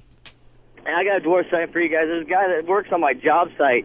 I'm sure he's an illegal Mexican. He's Mexican. I'm sure he's illegal. But this guy has got to be like 2.5 feet tall, and he wears this hammer in his belt instead of like in a tool bag. Yeah. Dang thing nearly drags the ground as he walks. It's hilarious. You wear a hammer belt so it's easily accessible on your hip like a holster almost, and usually it hangs down just above your kneecap. But on him, you're saying it's like leaving a tail trail. He's walking around like a knight with a sword. Yeah. It's freaking hilarious to watch him. It's so funny. That's nice to tell you guys. Take it easy. Very good. Meanwhile, back at the show. Where did Jimmy go? He just got up and left. Time to go fart in the control room, maybe? Oh, I hope so. No, he's got to check his email. Are you kidding? For that girl that... Or he got an email and he just needs to... He didn't even say anything this time, though. He got very excited and just left. He got up and walked off of the show. Yeah. That's interesting.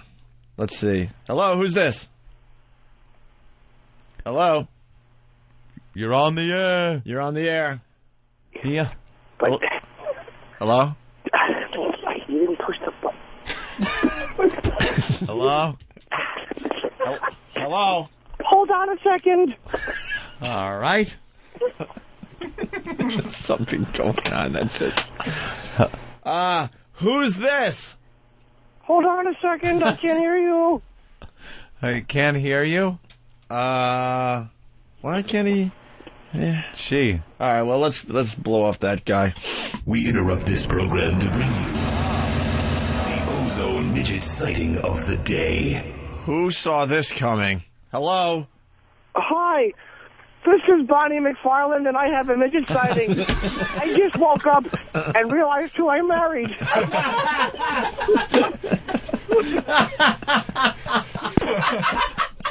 Jesus. Meanwhile, back at the show. 2 days in a row, we're going down the silly road. What happened? That's fantastic. I mean, it was just a silly little thing that someone called and missed it. All right, we got Dan in the studio. Helps us out with getting all the great audio from TV. Oh.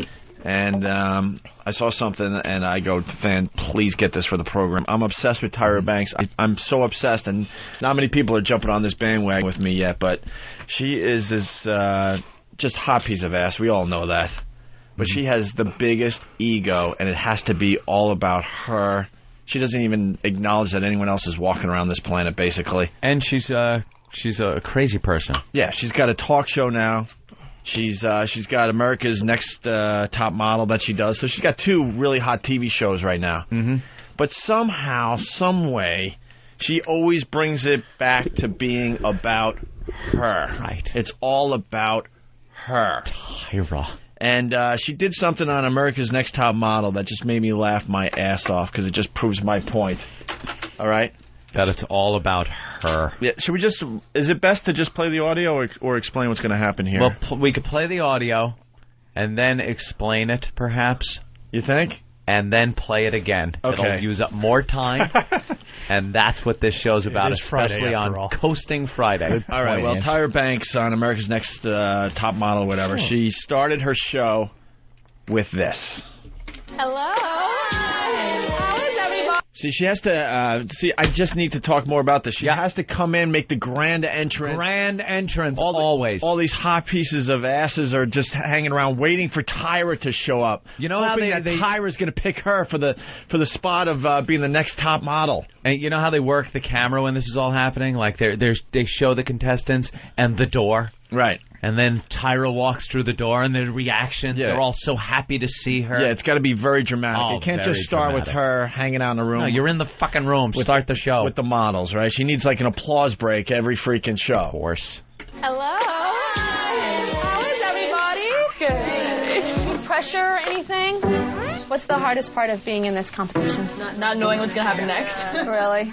Well, you guys are the top 9, so you've gotten this far. So is it hard walking into the judging room and I've been working so hard. I'm so tired, you guys. I'm so sorry, you guys. I don't mean to be all weak in front of you, but I'm just so lightheaded. Somebody bring some water, some pizza. I'm all right.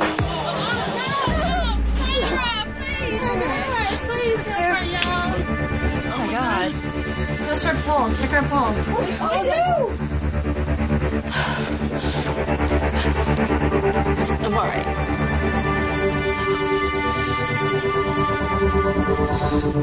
Today you guys are going to learn about acting! We're learning about acting! Acting! That was fake! That was a good job. Good job. Good job. That was a good job. Are you okay? I think Tyra's too good of an actress, and that was a very mean trick that she played on us. Well, I did that because you guys are going to be learning all about acting this week, and it's about being convincing, and it's about being real. You have to be able to be in a commercial and say the words and be convincing. All right? So that is why I did this. Not to bring show the script into O&A. You got to go for it, and you got to commit. Do you know who should be doing a thing about acting? Her producers and staff for not throwing up every time this cunt opens her mouth. She's never acted in anything really good. She's awful. I don't even think she's ever had a speaking role on TV. Dude, in a commercial. Maybe, hey, I'm Tyra Banks and here's Clairol's fucking mascara. She was... That's very good. Thank you. She was trying so hard to make it seem like she was acting, when all she did during that clip was she was sitting there, she sat down after she walked in, told people she felt a little lightheaded. Yeah. The other models are looking around suggesting a water or something like that. Pizza. She put her head down between her legs. She was feeling... And then she dramatically collapsed on the floor, and that's when you heard them all go, Tyra! Oh, my God, Tyra! Oh, my God, help her! Oh! Because she fell on the floor. That was her acting. And then jumps up and says, you're going to learn about acting today. You're going to learn acting! And she said acting because she's trying to sell it because she realized her little thing bombed horribly. Yeah. Bombed horribly. It was, but is it acting if you fall? Like, if Drew Boogie is sitting there and you just fell on the floor, we'd all go, oh, hey, Drew, you okay? Are you no, fine? We wouldn't. No? We'd keep going with the show. I mean, the first break that came up, we'd probably say, are you okay? We wouldn't notice. Hey, where's the scratching? Uh-oh. We would be saying, lucky us. We love not acting. There's one less. Jesus, Opie. Do you know, Opie? You are It's just horrific hurtful. today. I happen to love Drew Boogie, and we all love Drew Boogie. Yeah. I don't even see color when I look at Drew Boogie. Why would you mention it then? Anymore. Okay. Used to be. Oh, the black guy. We don't care. You don't need eyes to see the color. You just have to use your ears. What? Because he can scratch. Yeah. Yeah. Guys, let's not get derailed. Hate never is the answer. All right, listen. Like that, Jimmy. I made that up. That on a shirt. Let's say hi to Reno in Mississippi. Reno? Hey, what's up, guys? Hey. Hi. Going to say I'm glad you guys are back. Really, really glad. But anyway, I felt that one little snippet didn't get enough laugh. I believe it was Norton was talking about Ascot, and he said it was used for an AIDS tourniquet. Which I thought was Thank you, sir. We reacted to that. I think I got a hearty laugh out of the AIDS tourniquet. You got a little chuckle from the background, but that's about it. Sometimes, you see, we're all selfish, sir. When a subject comes up, sometimes our minds are racing to find a joke, and someone comes out with a good one, and we don't care because we're thinking of our own. What the fuck? Why would the fuck? Oh, no. Oh, boy. Why would she write that? Someone's got to keep the newspapers away from her. We try every morning. No, I was acting. Oh, hey. Acting.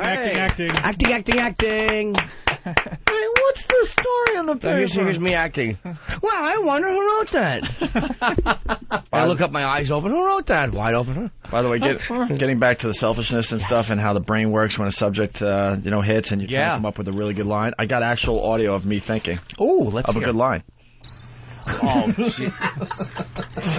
Oh. Wouldn't it be funny if we were all just like cock blocking undercutters? Like, Sam, just like, let's say we're all going for a laugh on something. Just like I'm talking, just interrupt me. Like okay, so then this guy comes out. Oh man, in the paper I saw. Talking.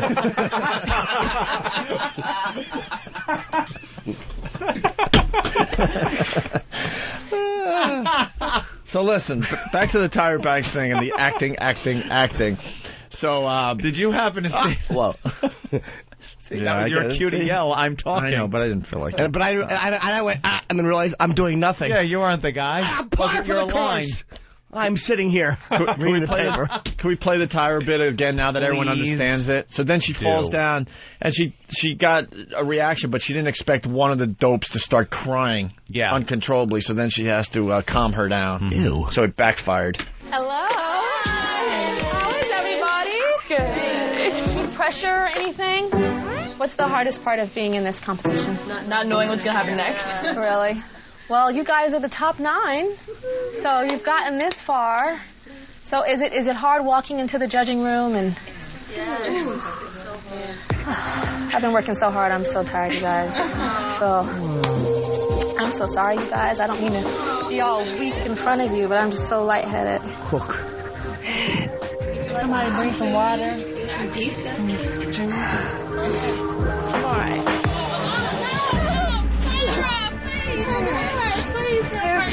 Please what? Oh my God. Let's her poem. Check her poem. Oh no! I'm all right.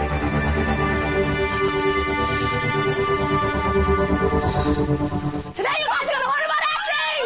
Learn about acting! Acting! That was fake! That was a good job. Good job. Good job. That was a good job.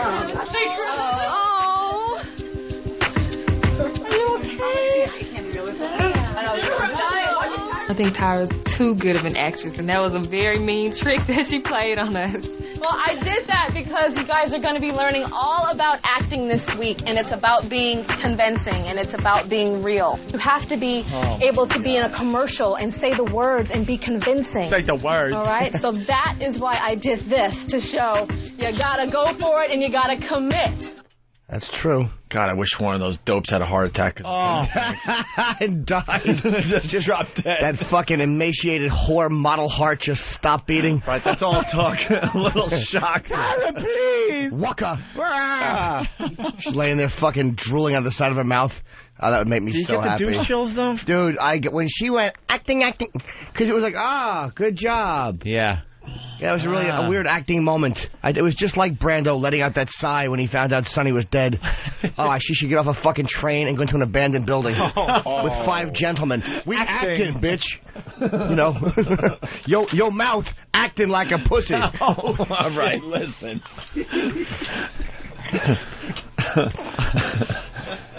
What did you bring in, waif? Thanks. This is That's right. You see fucking Sissy trying to open the door and have to use all of his body weight to pull open? Sissy. Fucking Travis tries to open the door to get out, and he pulls, and then has to just go lean to the left till it finally comes with him. It is really sad. Oh, fucking paperweight. What has she acted in? Halloween Resurrection. She was, wasn't she like a girlfriend in Fresh Prince of Bel-Air? Ooh. For like a day? Yep, you've got to be a football hero. 93. She was in Higher Learning, right? Yep. Oh, yeah. Spike Lee joint or something? Well, as a lot of us speculated, she played Katisha on an episode of Mad TV. She was in her fucking resume is worse than mine. Do you realize this? If it wasn't for the fact that people wanted to fuck you, do you understand? I really should have had a funny thought there, but I just kind of petered out. That was a semicolon. It should have been a period. We need a sound effect of a car just running out of gas. Exactly. Yeah. Yeah, old school.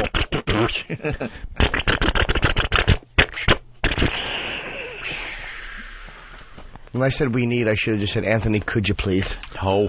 And no credits count when it says herself. Like playing herself. Absolutely. Which is 99% of her credits here.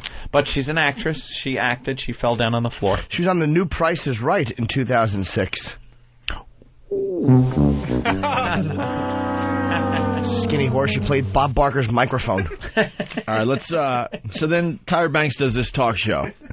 And she's really into these phobia shows. I thought my Oprah line didn't get what it deserved either, by the way. All right, go ahead. It's all right. No. Someone out there enjoyed it. It was very funny, but we couldn't roll with it. Yeah, we were Frank Vincent on the line. I don't know. He's probably uncomfortable. You know, he's got a good job. Holy Jimmy.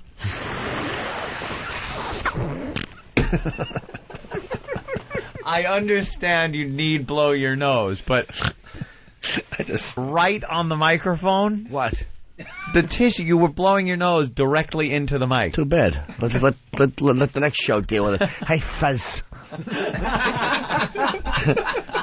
Fez, you got a luger on your mouth. Hey, Fez. I'll fuck both of those guys. All right. Let's get into the Tyra Banks Phobia Show audio, Volume 2. This is the second time she's done the Phobia Show. All right.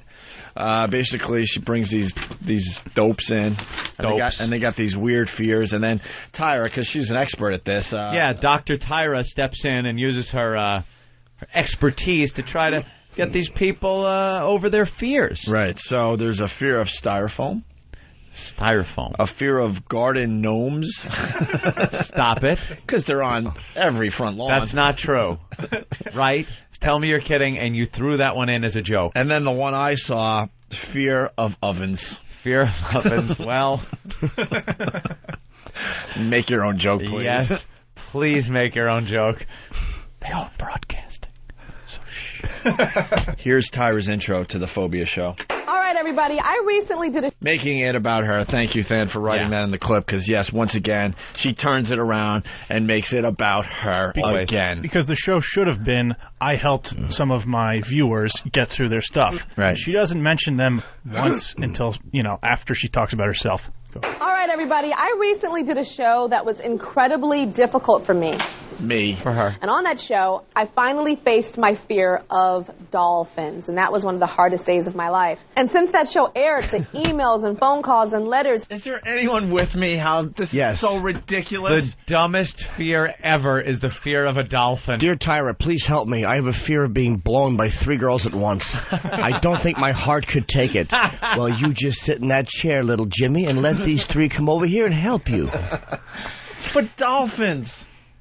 They're so easy to avoid. They're so easy to spot. First of all, my God. If you never want to be in contact with a dolphin, then you don't step in the water. But you can even step in the water because you can even see the dolphins coming. They have an unusual way of swimming. It's not like a shark that's going to be cruising under the water and maybe bite your leg. There is a way, and this is very rare in this life and this world. There is a way to guarantee 100% that you will not encounter a dolphin. Yes, Jimmy? Especially if you're black. Oh, shit. That's really good. Come on. How many today? But that's a good one. I like it. And I feel I could do the black humor because I got Drew. Drew's right here. Drew right there, laughing really hard. Quivers. Being used today, Jesus. Laughing a little too hard because he just wants to fit in with the white people. Oh, my That's not true. Drew's got a good sense of humor about everything. Really does. I got one more, and he's going to be knocked out. You all right, Drew? I'm fine. All right. Knock you Everyone out. knows we love Drew. Yeah, Drew's a very talented DJ and our friend. Anyway, the fear of dolphins. Yes, dolphins. It's probably one of the things that is a 100% guarantee, which doesn't come across in this lifetime very often, that you will not encounter a dolphin. By the way, I know why she has that fear. She read her stupid book. Really? Yes. You read her book? That's right. She was Magnificent Bastard. She was raped by Mark Duper. Wow. A Mark Duper joke. He was a Miami Dolphin from the 70s. All right, I didn't know. I'm sorry. I'm standing. Thank you, Opie. Opie, standing ovation. Thank you very much. Because he went obscure Dolphin. So, yeah, why didn't you just go with, Because last time this came up, I did a Marino joke. You did. Oh. Fucking Ralph Redundant. fucking Chip changed the line.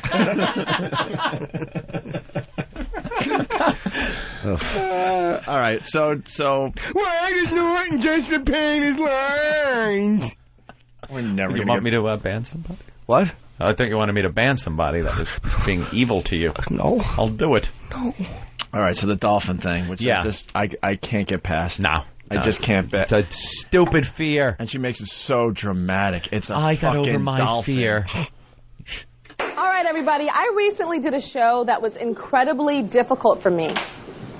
And on that show, I finally faced my fear of dolphins. And that was one of the hardest days of my life. And since that show aired, the emails and phone calls and letters and even videos have been pouring in from so many viewers who are ready to confront their phobias too. Now here's a look at just a few of the phobia confessions that we received. Now they might seem funny to you, but believe me, these fears are 100% real. My fear is rabbits. I am terrified when people touch me. I have the worst fear of velvet. Garden gnomes, feet, Mascots. People don't understand how bad this fear really is. it freaks me out. It gives me the chills. This is a real fear. We have a fear of being prepared. Right. We never face it.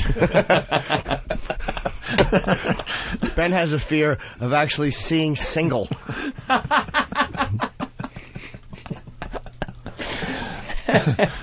Where is Ben? Is he here today? He's a little under the weather. Is Ben sick? Yeah. I want to tussle his hair. How can he be under the weather with that huge head? Doesn't it go into the stratosphere? Where is he? Oh, I see his head. He doesn't want to be bothered. Highlight. What do you highlight? Highlight. He's looking at pictures. It's on just the internet. nonsense what he does. Highlight. I talked that part. It's a highlight. Messy desk on phone. What? Yeah. How do you look so busy all the time and nothing gets accomplished? You take your mouse and you left click. Here's what Ben does all day. Do it at home right now. Whatever is in front of you on your monitor, just left click your mouse and drag so the text is highlighted. And now click off the text and unhighlight. That's what you do all day. Repeat for 4 hours. That's right. All right, listen, let's get back to Tyra. So we got the fear of styrofoam. Right? Yes. Styrofoam. Now, for most of us, receiving a big package in the mail is something that we look forward to. Yes, me too. But for Arne, an unopened box only means that her worst nightmare is lurking what's in the box? inside. Severed head. So tell us what you're dreading. Awful. What is your fear? I have a really serious phobia, and it's with styrofoam. Styrofoam. Yeah. What happens when you see styrofoam? Terrific. It's really hard for me. I don't like to be around it, and whenever I encounter it, my first reaction is to get away from it as soon as I can. If I physically can't get away from it, then I close my eyes, I scream, whatever I can do to distract myself from it. Are you shook up? Are you nervous? Do you know what I have a fear of? I have a fear of styrofoam. That's when a box is sent to you and your item is protected by a self-indulgent twat.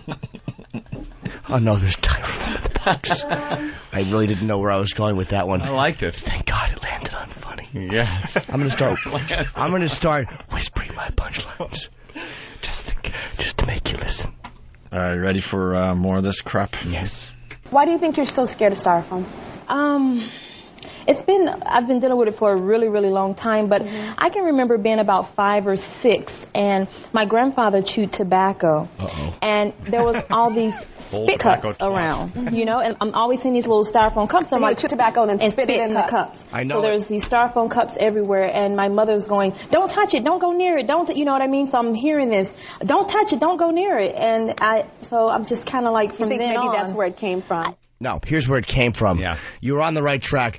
Grandpa used a styrofoam cup, so you'd wake up at 3 in the morning with a burning in your bottom and chin stubble in your back, and as you looked to the left and pretended you were eating cotton candy while whatever went on, all you could focus on was Grandpa's styrofoam cup, which had magically appeared on your nightstand. Right. And you'd feel bottom sore, hand-grabbing cup.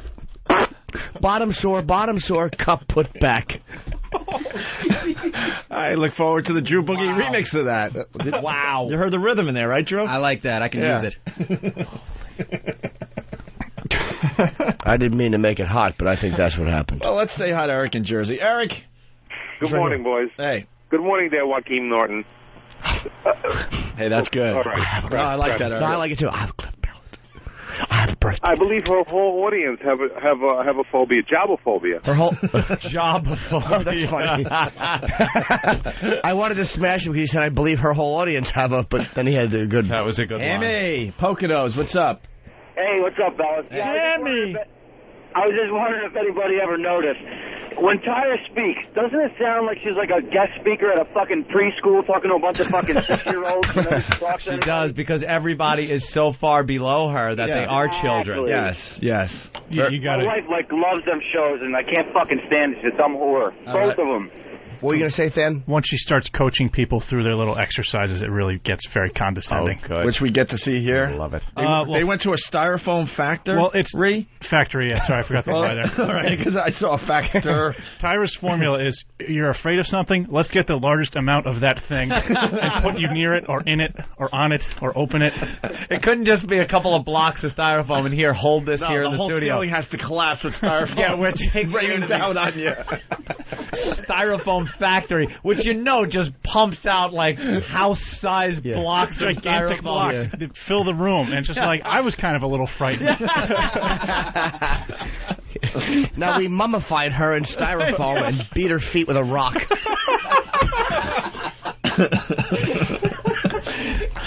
Well, let's see what happens. Let's hear. Hi, I'm Susie Ramirez. Welcome to Williams Phone. Nice to meet you. Nice to meet you, too.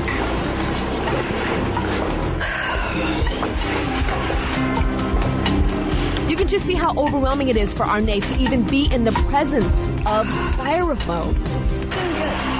At first, Arne was having none of it. No! She ran away? She ran away? But after a few minutes with the doctor, she was finally ready to face her fear. Actually touching the styrofoam is something she'd never done before. Oh, help me! Help me! Help me!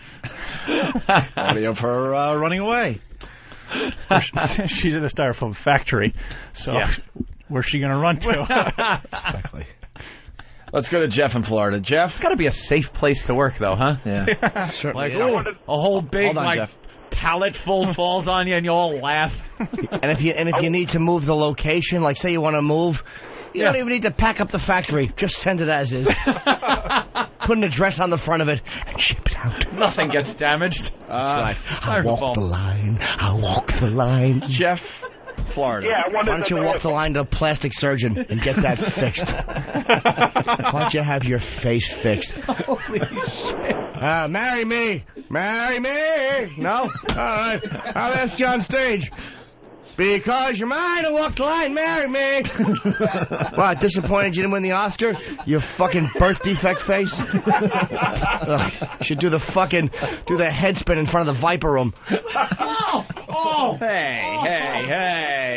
Now you've gone too far. I'll fuck him in the mouth and the ass. What do you think of them apples? Jim Norton at Bananas in Poughkeepsie all weekend long. Poughkeepsie. Jeff in Florida. Jeff? Yeah, I wanted to ask Opie if he has a phobia of marshmallows. Actually, I didn't have a phobia of marshmallows. I had a phobia of not fitting in. Aww. Hence the joining of a fraternity. Oh. Hey, I just want to let you guys know I love all you. You're all funnier than shit. Another. Because there might have been a butt coming after that, so cut him off in the good part. I just want you to know I love you. Click. Hey, I didn't get to see the video, so did they dump the styrofoam on this broad, or? She comes back in the studio, and then they put I think track 6 is when she's presented with the challenge concerning styrofoam. Very well put. Also, what they just went to the factory to. I was trying to read and talk. Wait, that clip ends with her running away, so she didn't do anything in the styrofoam factory. Yeah. Okay. Fans acting illiterate. Yeah. The next. Wow, let me dance to the music in the car. I would have killed for that.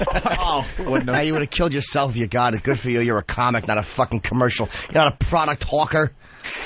Yeah, you tell him. Exactly. I'm not a residual collector. Right. Yeah, all right. Well, checks. Way to phrase it better. Who needs enough money to pay his bills every month? Yeah, you'll make the money. He's funny. Pulling down a fortune here, I'm sure. Nah, he'll make the money. He's fucking funny. He's good looking. He's popular. Whoa, what are you, an authority? God, sorry. Kurt in North Carolina.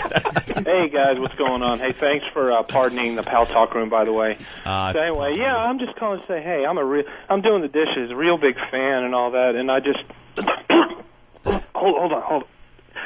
Oh Jesus, I can't feel my arm. Oh shit.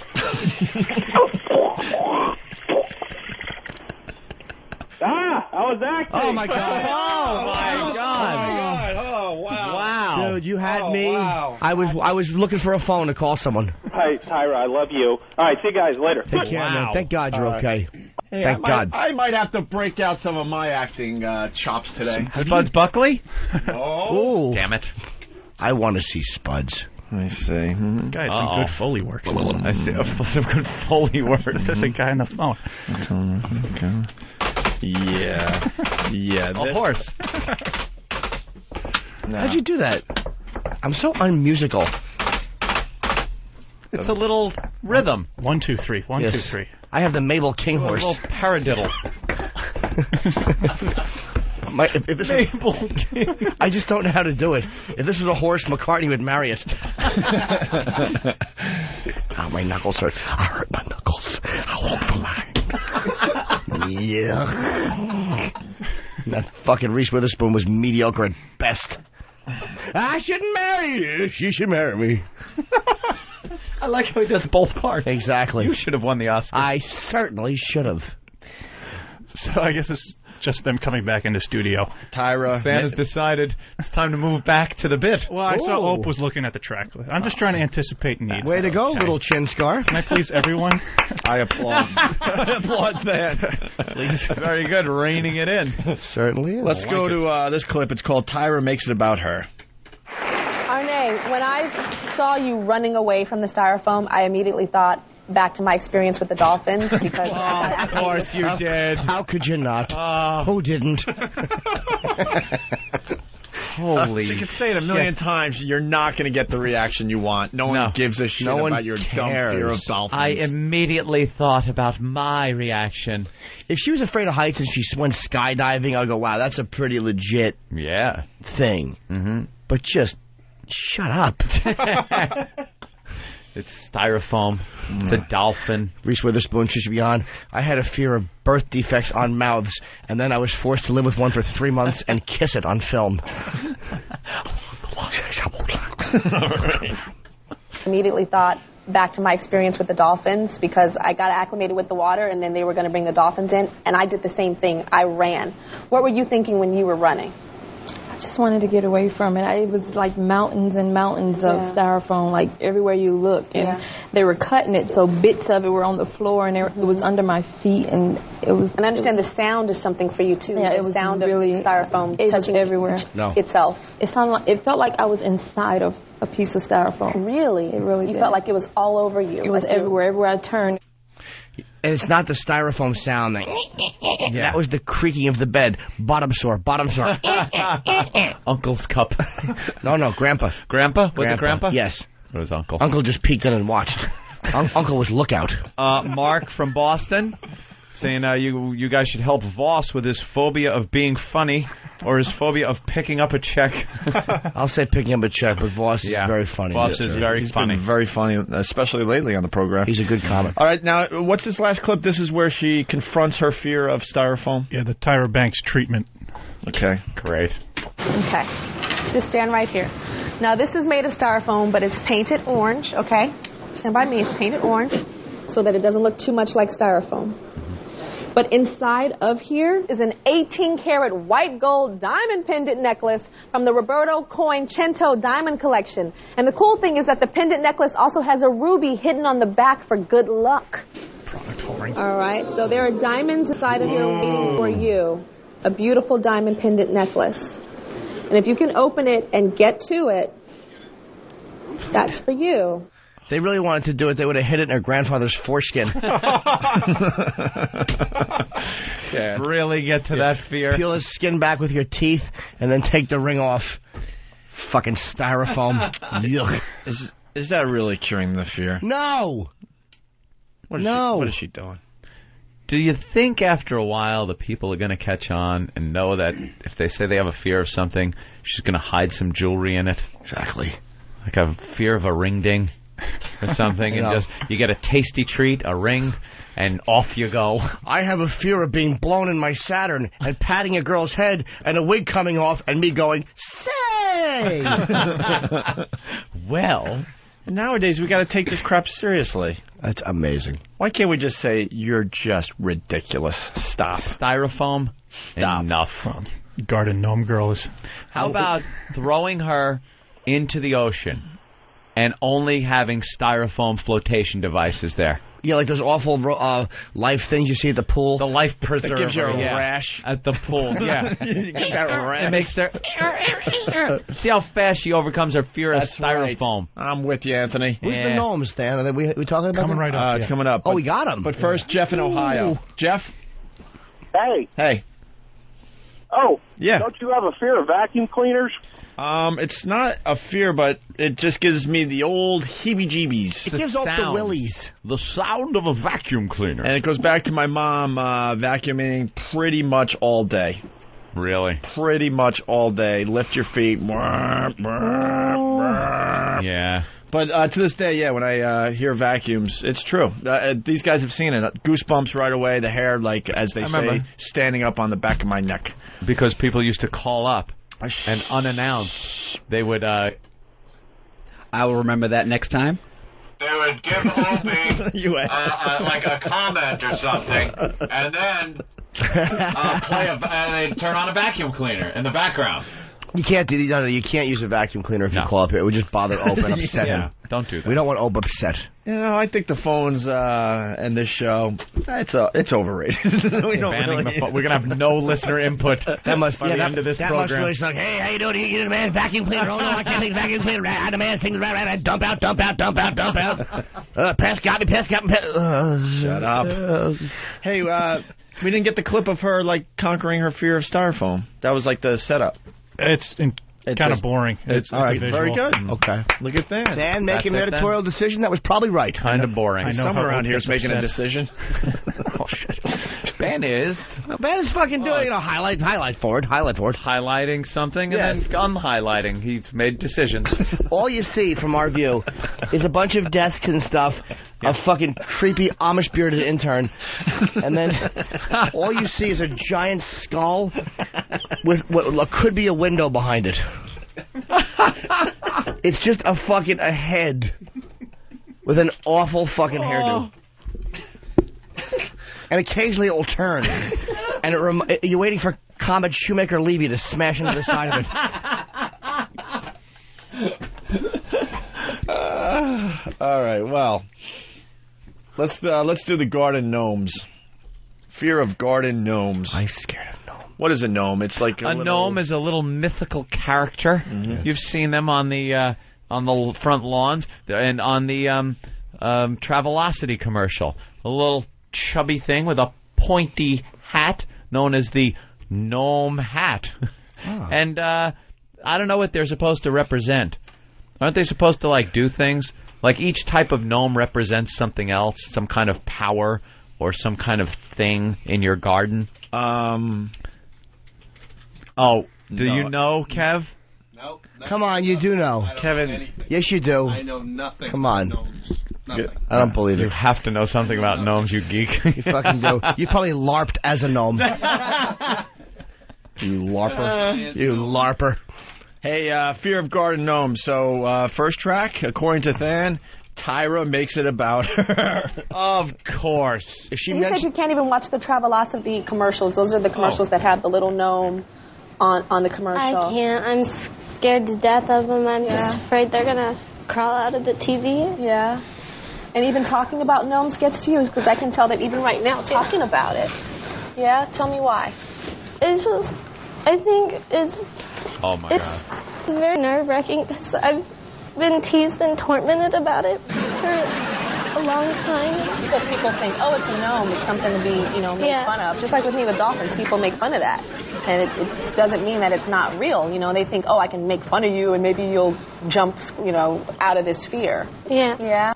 Well, that was good acting right there by Tyra. Yeah. She became the person talking to the other girl, but not as Tyra. It was good. I thought it was a different person. I wonder if this girl has a fear of mental illness as well, and the fear of taking Paxil and other medication that has obviously been prescribed for her.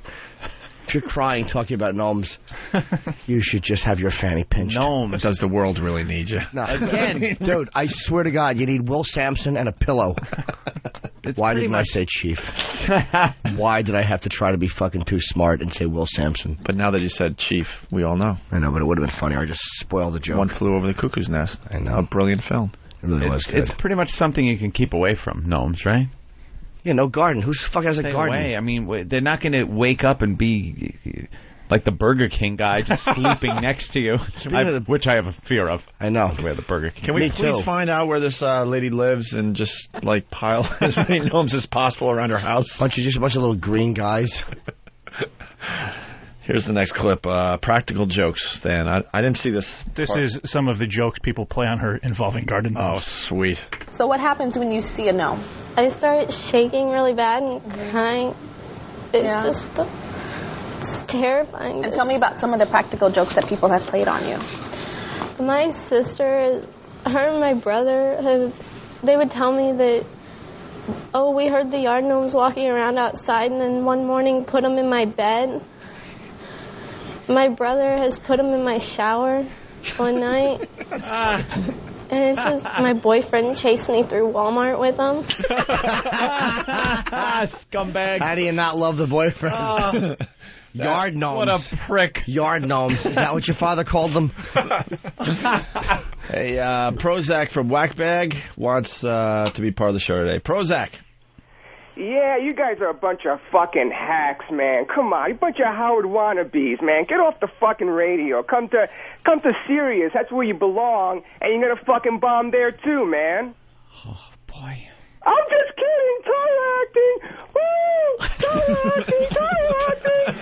You were I was so angered by him. I believed him. Oh, I felt bad about our show. Oh, what a big relief. And he was acting.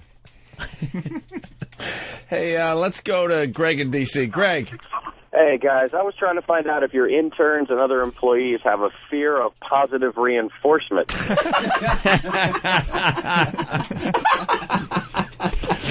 Wow. Very nice, Greg. Let's go to Talon, the trucker. Talon.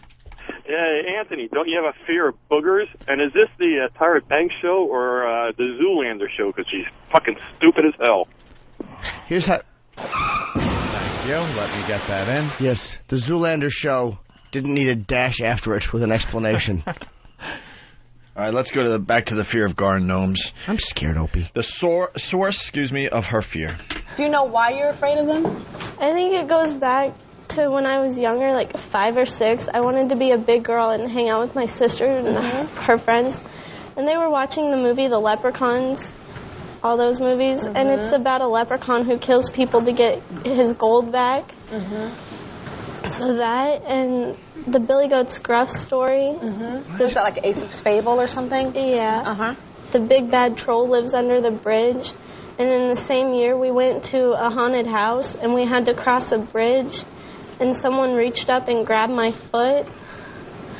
And it made you think of the Billy Goat's Gruff with the troll underneath that were getting the goats. Yeah, wait, what? Wow. Ooh, stop watching scary movies. Yeah, obviously she's got a problem with the scary movies. Moving on, Tyra's dumb poem to explain the task. Yeah, she has another task for her, and she tasks me. Presents it in the form of a cute limerick. Hickory dickory dock. No? Or how about roses are small, violets are bigger. I didn't say what. What?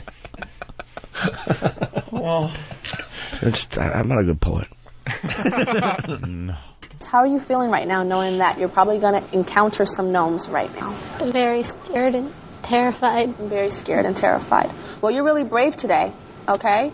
And I want you to stand up, because I have a little something here. Cue Rich Voss. And actually, I have a little clue first. Let me read my little clue. What's with the pointy I'm a hat? gnome who's short and stout, and I promise I won't jump out. So in the garden that I roam, find me. I'm the Tyra gnome. We have a little garden that we set up here, okay? And there's 10 gnomes there, okay? So what that limerick means is there are 10 gnomes, and there's one that's a Tyra gnome. One intern needed So some there's one brown that has spray my paint. logo. You see this right here? That's the logo. And one of them has that underneath. She has to find the gnome that says Tyra on it. Couldn't it say somebody else then? No, it had to say Tyra. Why does your name have to be under the gnome's foot? It's not the name of the prize she gets. It's just Tyra. Tyra. Of course she gets a prize. It's like a game show for neurotics. We should take this bit. You know we could have fun with this. Absolutely. Oh, yeah. And laugh the entire time. Now, there's 10 uncles standing nude. We have taped a necklace behind the testicles of one of them.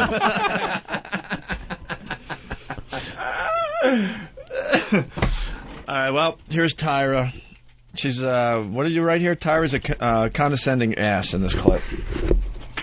Step inside the garden.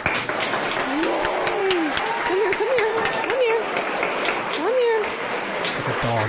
Okay, so now what we're going to have to do is we're going to have to lift them up and see underneath which one has the Tyra logo. The Tyra gnome. You ready? Yeah, that's one. That didn't have it. She touched Let's try one. another one. Yes! She got it! You got it! Is she teaching kindergarten? Yeah, exactly. Yeah, you hear her? Yay, finger painting. Yay. Don't eat the paste. Point to your shoes.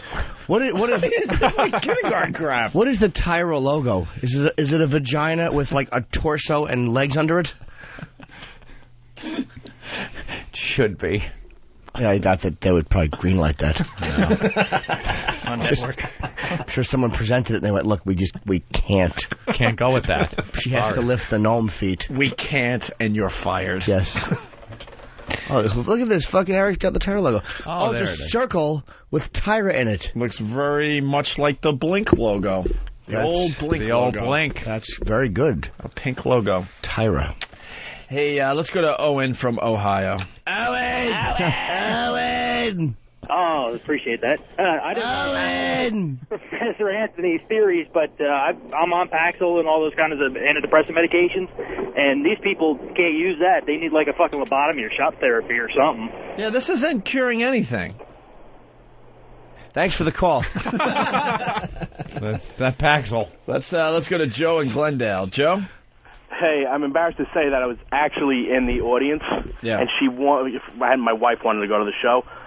She warms up her own audience.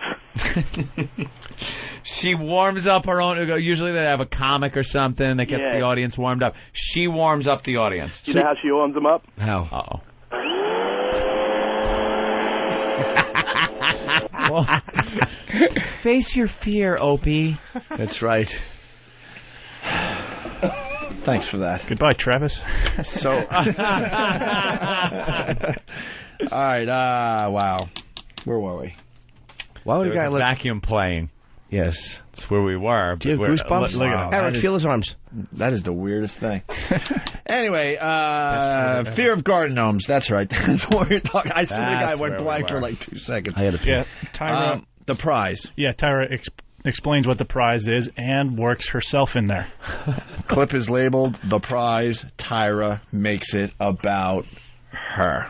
All right, let me tell you, Miss Amanda, what you were going to get. Kentucky Vacations is hooking you up with a 9-day trip to Southern Ireland. So they're all going to be talking like this when you get there. And you and a friend, you can bring anybody Hold that on, you can you want. We'll pause visit that real places quick? like That would have been funny, especially if it was a trip to Africa and you said, and they all going to be talking like this, sir. That would have went through on network. The African part of No. Italy? If you no, they all going to be talking like a this. Like a this. Well, you know, I'm saying if you stereotype that, or we got your trip to Israel, and they're all going to be talking like this. That's better. Wow. Why don't you say a trip to Nebraska and do Johnny Carson?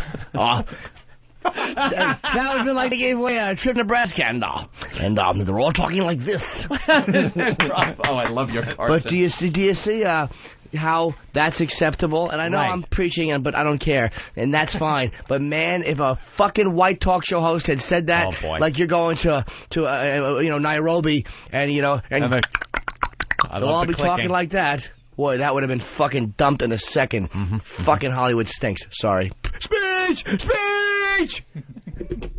10-day trip to Southern Ireland. So they're all going to be talking like this when you get there.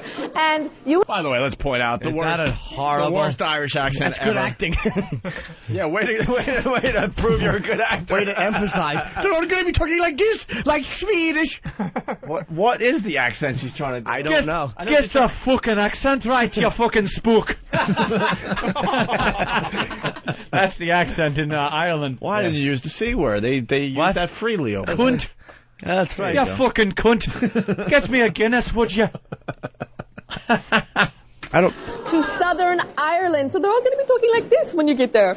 And you and a friend... They're all going to be talking like this. Yeah, that was a Hindu accent. Yeah, maybe exactly. Oh, we're going to Ireland. That's where we all live. It's wonderful. This Tyra, fucking woman of 1,000 voices, none of them with talent. Trip to Southern Ireland. So they're all going to be talking like this when you get there. And you and a friend, you can bring anybody that you want. We'll visit places like Dublin's Parnell Square and St. Stephen's Green, and you'll be able to tour Cork and Blarney and Kilkenny and the lively sea town of Galway. But I've never been to Ireland. I haven't been there. They're all drunk anyway. Next story. Oh, you gotta back it up a little bit. Enjoy. They sure did come sorry. It's okay. Good. I stepped on something. Just my drunk Irish joke. With Tyra.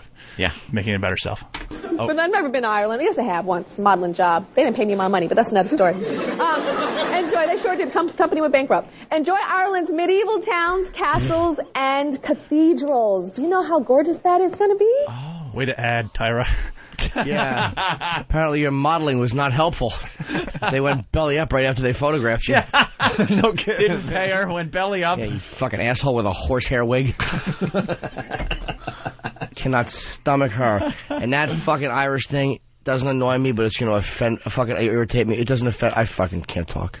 I was going to say it doesn't offend me, but it's going to annoy me. I got to tell you, though, you've had a terrific show, Jimmy. Yes. I feel good about it. Really had a great show. I don't mean to be preachy, but that's the type of shit that you got to look for and just watch. Mm-hmm. Just watch what political correctness does. Exactly. Geese. Yes, sir. All right, so I guess that's it for that one. Yeah, she got her trip. Did she? Yeah. Well, here's the one I saw. Fear of Ovens. To Ireland. Fear of Ovens, and the blonde was just shaking her ass off. Couldn't get anywhere near an oven that was in the studio. Yeah, well, you know what? If she was married and she had a fucking husband who knew what he was doing, she'd have a fear of black eyes, and she'd learn to cook. Well, how'd you get over your fear of ovens? Well, my fear of a boot in my spine was greater. My fear of a slapped mouth. Let's meet Ashley. 8 domestic violence jokes in a row, and I wonder why. This is Ashley, and her phobia involves something that all of us have in our homes.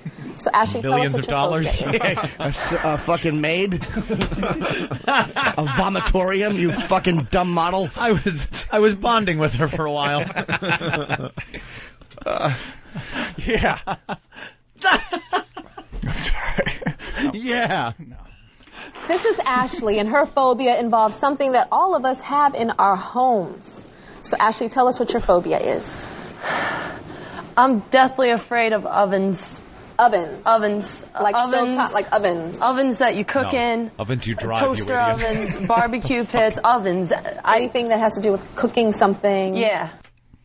Mm-hmm. That's not even that crazy a fear. That could be claustrophobic. Because if you think about an oven, I mean, there's rather unpleasant things that can happen to you in burning. An oven. Well, you might be scared it might blow up or something. Explosion. Yeah, you're in the oven, you can't get out, the heat's coming on, you're like, are they going to make me like a human food? Would he hide in this stove?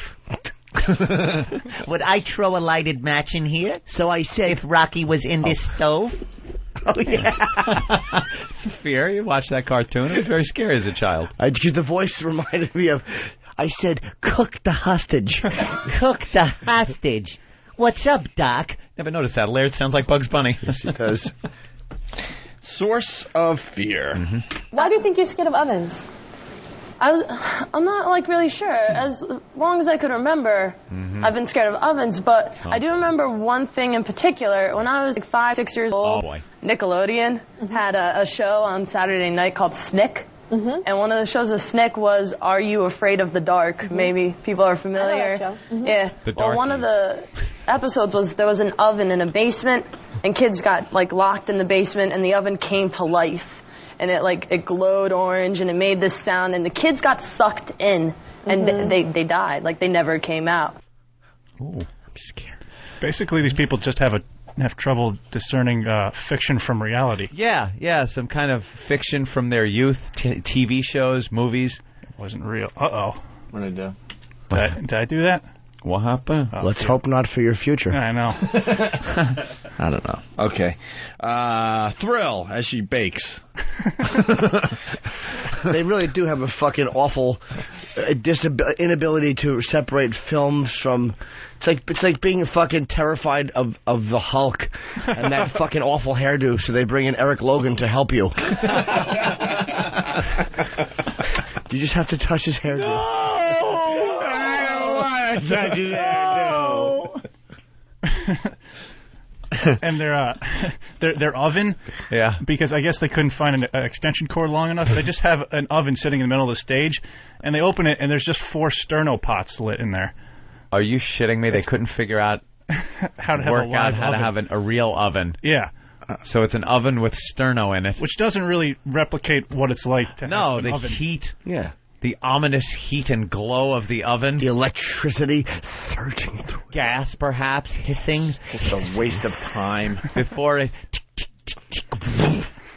Very scary. Not with 4 little fucking sterno things. And it's warm, but it's not going to burn you. I feel the heat, but it's not going to burn you. Don't get scared when you get close and feel that warmth, okay? It's not burning me. You see that? It's not burning me. What's the use of it? You can do it. Slam her head. Pull it open. You can do it. You can do it. There you go. Yes. Okay. Now, in you go. In you go. In you go. This is one thing. You have to be careful. Oh, my God. I don't want you to burn yourself. This is a hot oven. There's a fire going on in there. So you cannot go in and pull so fast that you could burn yourself. Tyra Mengele. Oh, yeah. Counting out your chest. Okay, here we go. But remember, when you put it in, don't pull so fast out that you burn yourself, okay? Here we go. Okay. Here we go. There you go. Push it in. Push. Push. Yay. Close it. Careful. Don't burn yourself. Go under.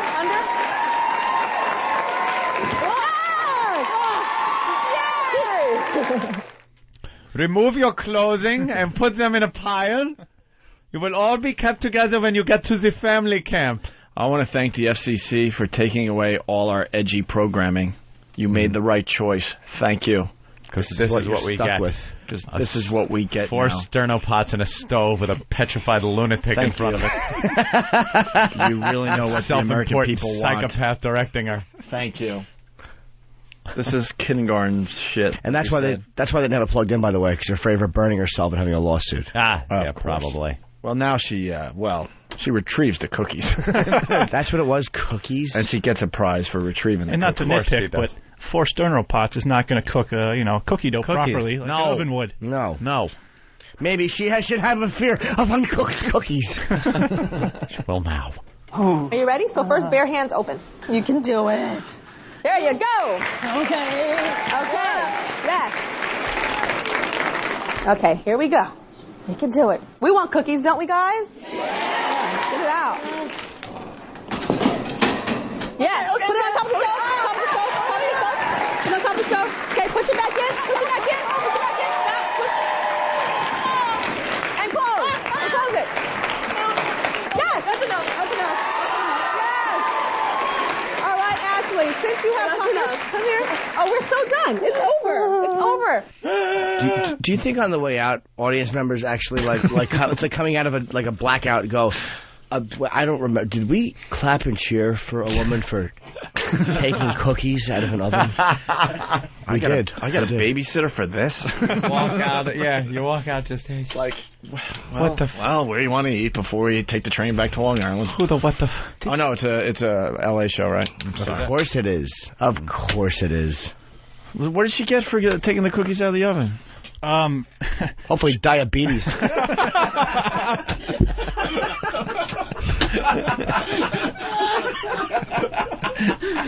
Now we're going to numb this toe before we garden shear it off. We all like stuffing styrofoam in our socks, don't we, guys? Yeah! She gets a trip to Miami because it's hot. Get it? And then, like an oven. Yeah. Sure. And then she actually gets cooking lessons, too, just to make sure she really gets burned. Yeah. That's wonderful. So there you go. I can't get enough of her because she's... You're right, so dude. She's horrendous. And it's all about her. And the show's getting good ratings. She's on XM. Is it getting good ratings, her show? I personally don't get it at all. I'll say it for the record. Level. She sucks. And for the record. Yes, and might I add, with emphasis, this bitch sucks. Let's go to Bill in Tennessee. Bill? Hello, Bill. Wait, I'm sorry to interrupt, Bill. Just hold your horses, fucko. What were we doing yesterday that was making me laugh? There was something... Oh, shit. It was so stupid, and I wanted it to kind of continue, and we'll talk about it in the break. Was it talking in our water bottles? No. So now I have a tube of toilet paper that I could talk through. I'm cave boy. Help. Help. Bill. I'm well boy. I'm stuck in the well. Help me. Bill. Yeah, hey guys. Yeah, Bill. Hey, Bill.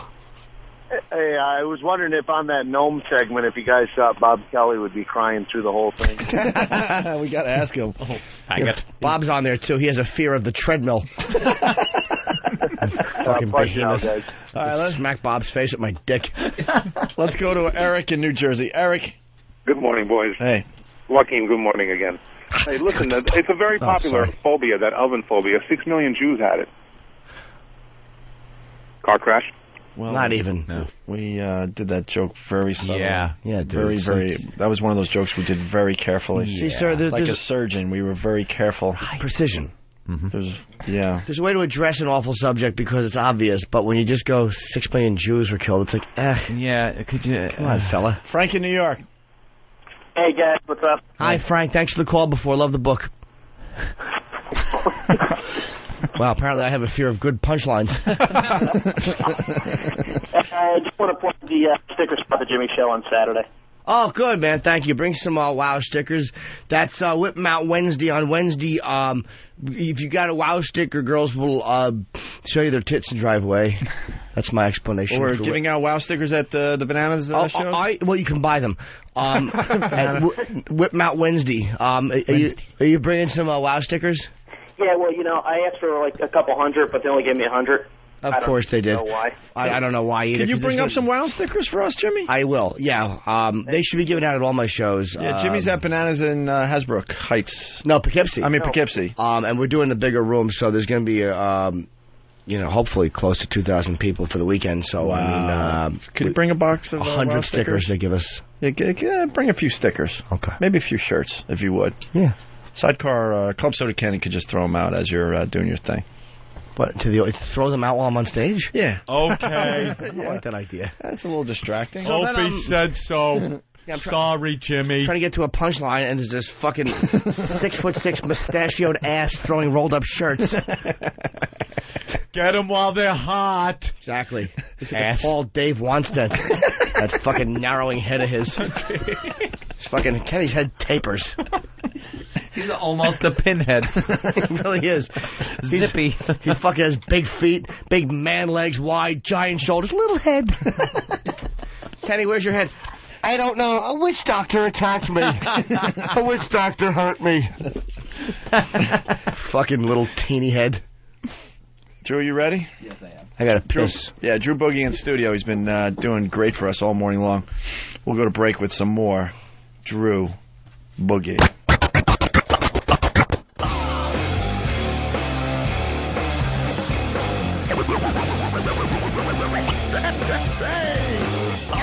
I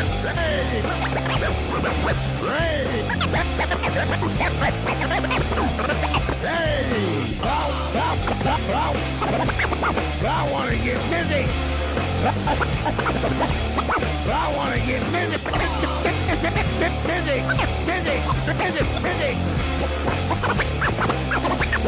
I want to get busy. Hey, hey.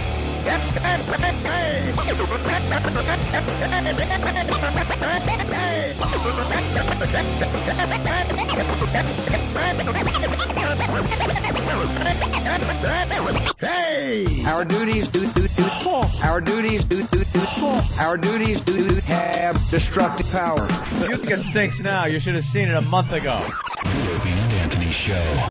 XM202. The Opie and Anthony Show. When you battle me, I will provide. People always say my style is wild. You got calm, you got cow. Step to me, I'm a rap on fire. If you wanna battle, go eat tonight. Coming from your ears to check my style. Go ahead, put my rhymes out, try. Cast you off into exile. Cast you off into exile. Cast you off. Cast you off. Cast you into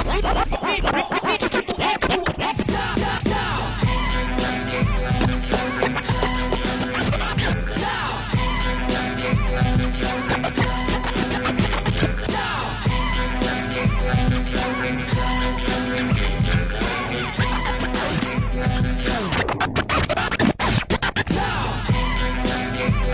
Give it up for Drew Boogie, live in studio today, doing a great job for us. Drew Boogie, yeah. Careful with the clapping. We don't want to sound like a morning zoo where we clap for everything. Right. Why not? Right, we have our own style here. That was kind of morning zoo-ish. No, it wasn't. We were applauding a fine work by a friend. It was a genuine applause as opposed to cover up the silence or a bad cornball moment. How about we do the applause thing as we introduce our next guest, just to give it the morning zoo feel, all right? This is the morning zoo, okay. All right, so from Celebrity Fit Club. You're not saying it right. You got to talk. You're talking in your real voice. No, I'm not doing the voice. No. You have to. I don't want to. It won't fit the clapping. It's zoo-ish. Come on, do it. I just want to do the applause thing. No. Anthony's better at the morning zoo No, voice. you got to do the zoo voice. Because that's more authentic. I don't feel like doing the hacky radio voice today. I don't want to play. I don't want to do the hacky radio voice. Jimmy, you do it. Because you do a pretty good job with it as well. Watch. Jimmy's great at this. All right. Here's Dr. Ian Smith. But that's Johnny Carson. Oh, but it's good. Anyway, Dr. Ian Smith from Celebrity Fit Club. Yeah, let's give it up for him. Yeah. And his new book that we forgot to promote. Trying to be a wacky zooey. He was at our St. Paddy's Day broadcast at the Hard Rock Cafe. Yep. And he had a lot of fun with us, and then we realized as he was leaving that we never gave him one fucking plug. Great bunch of guys we are. The book is called The Fat Smash Diet. Includes over 50 easy and tasty recipes from Dr. Ian Smith. And I hear this is working for a lot of people. It's unbelievable. I had this guy send me an email who lost 27 pounds in 3 weeks. At first, I was like, Robert Reed. No. He lost weight for another reason. But anyway, yeah. If you like strawberries, just put them on the penis of your partner and then run at you from across the room with a. But I told this guy, I was like, dude, I mean, I'm happy you're losing so much weight, but that's a lot of weight. You might want to slow down a little bit. Yeah, but no, people are losing weight, and there's what's really cool. I did this on the website. I put up testimonials, so like people could say like what they're doing and stuff like that, and people are responding to it. That's just as cool as looking at porno. Yeah, okay. I can see the connection. Honestly, I've already read through the book. What I like about this diet book, and actually I'm looking more for like nutritious reasons, it's a very easy read. Because some of these books are ridiculously complicated. They're like encyclopedias, You could pretty much, look at this thing in a day. I can't read the book until I at least weigh as much as the book. So I'm working on it. And you weigh about 5 pounds. It's only like 150 pages. That's it. And there's a lot of big printing. You know why, though? I'm going to tell you why. The celebrities, they were like, I gave them another book, and they were like, we love you, Dr. Ian, but guess what? It's too complicated. Yeah. So I was like, okay, I got it. For the next season, I'm going to make it nice and easy. Yeah. Thin, to the point, all the fat, pun intended, all the fat is cut out, and then boom, here we have it. Let me ask you a question. This starts at 8 a.m., ends at 9 p.m. with a light snack. What is your assumed wake up and bedtimes? Oh, I assume that if you're going to sleep, about 10 o'clock. All right, so a light snack an hour before bed. Yeah. Like something, okay. So That's my fine. schedule's a So little that's weird. like 4 in the morning for you. Yeah, Oh, what no. are you putting in your mouth at like 1 in the morning? And I mean food. You haven't eating lately? I've been eating, and I haven't worked out in 3 days. I feel like such a fatso. I've been. He sounded like Bruce Valanche when he said that. I've eaten pretzels lately, which I know have a lot of carbs, but No. How much? No, that's fine. But at night? Yeah. Are you eating a bag of pretzels? No, not a bag. His portions are pretty big. Yeah. He just sucks on one pretzel stick. My portions are just do anything to keep yourself from jerking off until your dick hurts on Pal Talk. That's what my portions are. He's a real guest. He was just on the Today Show. I happen to like Dr. Smith very much. We want him to come around every once in a while. He will come around, but I have to he express was it just in on with Matt Lauer. a language. Were you on with Matt Lauer? Yes. Cool. And Kelly LeBrock. Is that the new host? No. I know Kelly. Meredith retarded. Meredith Vieira is, but no. Didn't Kelly look great? I love her.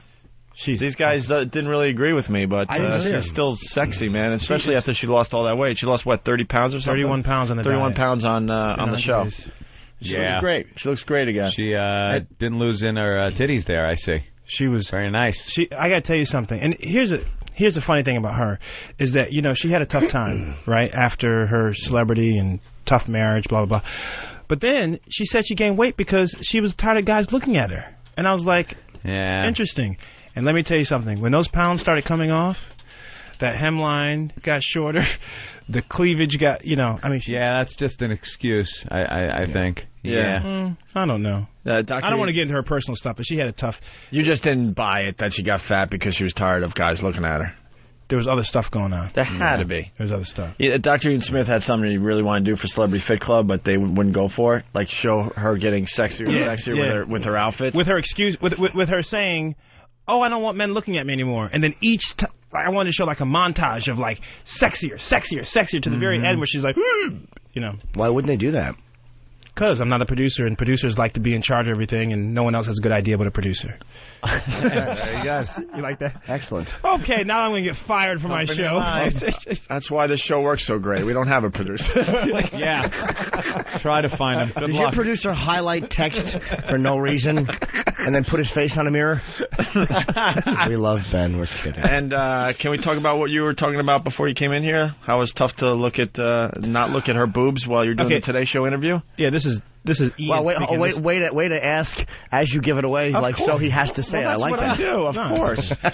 This is for my fans. This is Ian speaking, not Dr. Ian. This is Ian the man speaking. I just feel like, it's interesting. Like, women are very attractive. I love women. It's no secret. Okay, I love beautiful, and Kelly's beautiful. But I always wonder, like, when you're checking out a babe, right? Is she watching you watch her? Like, does she know you looked at her? And that worries me because then they're like, ew, he's a pervert. But I'm not. But, like, you have a low-cut dress on, you look beautiful. What am I supposed to do? Look up at the sky, at the birds? I don't know what to do. Well, you almost have an excuse, though. Because of your line of work, you could be assessing her body and, thinking about, what she could do to help herself out or not. Us, it's just pure... like pervert. But what do the ladies expect if they're going to wear those dresses? Like, the ladies got to call up and explain that. We're supposed to look, right? Well, that's what I'm saying. And it's not like I'm not like slobbering out of my mouth, but I'm appreciating you are beautiful, and I think that's fair. I mean, right? I mean, don't call me a pig. People can say, "Oh, Dr. Ian's a pig now," but it's not. I'm a guy. What?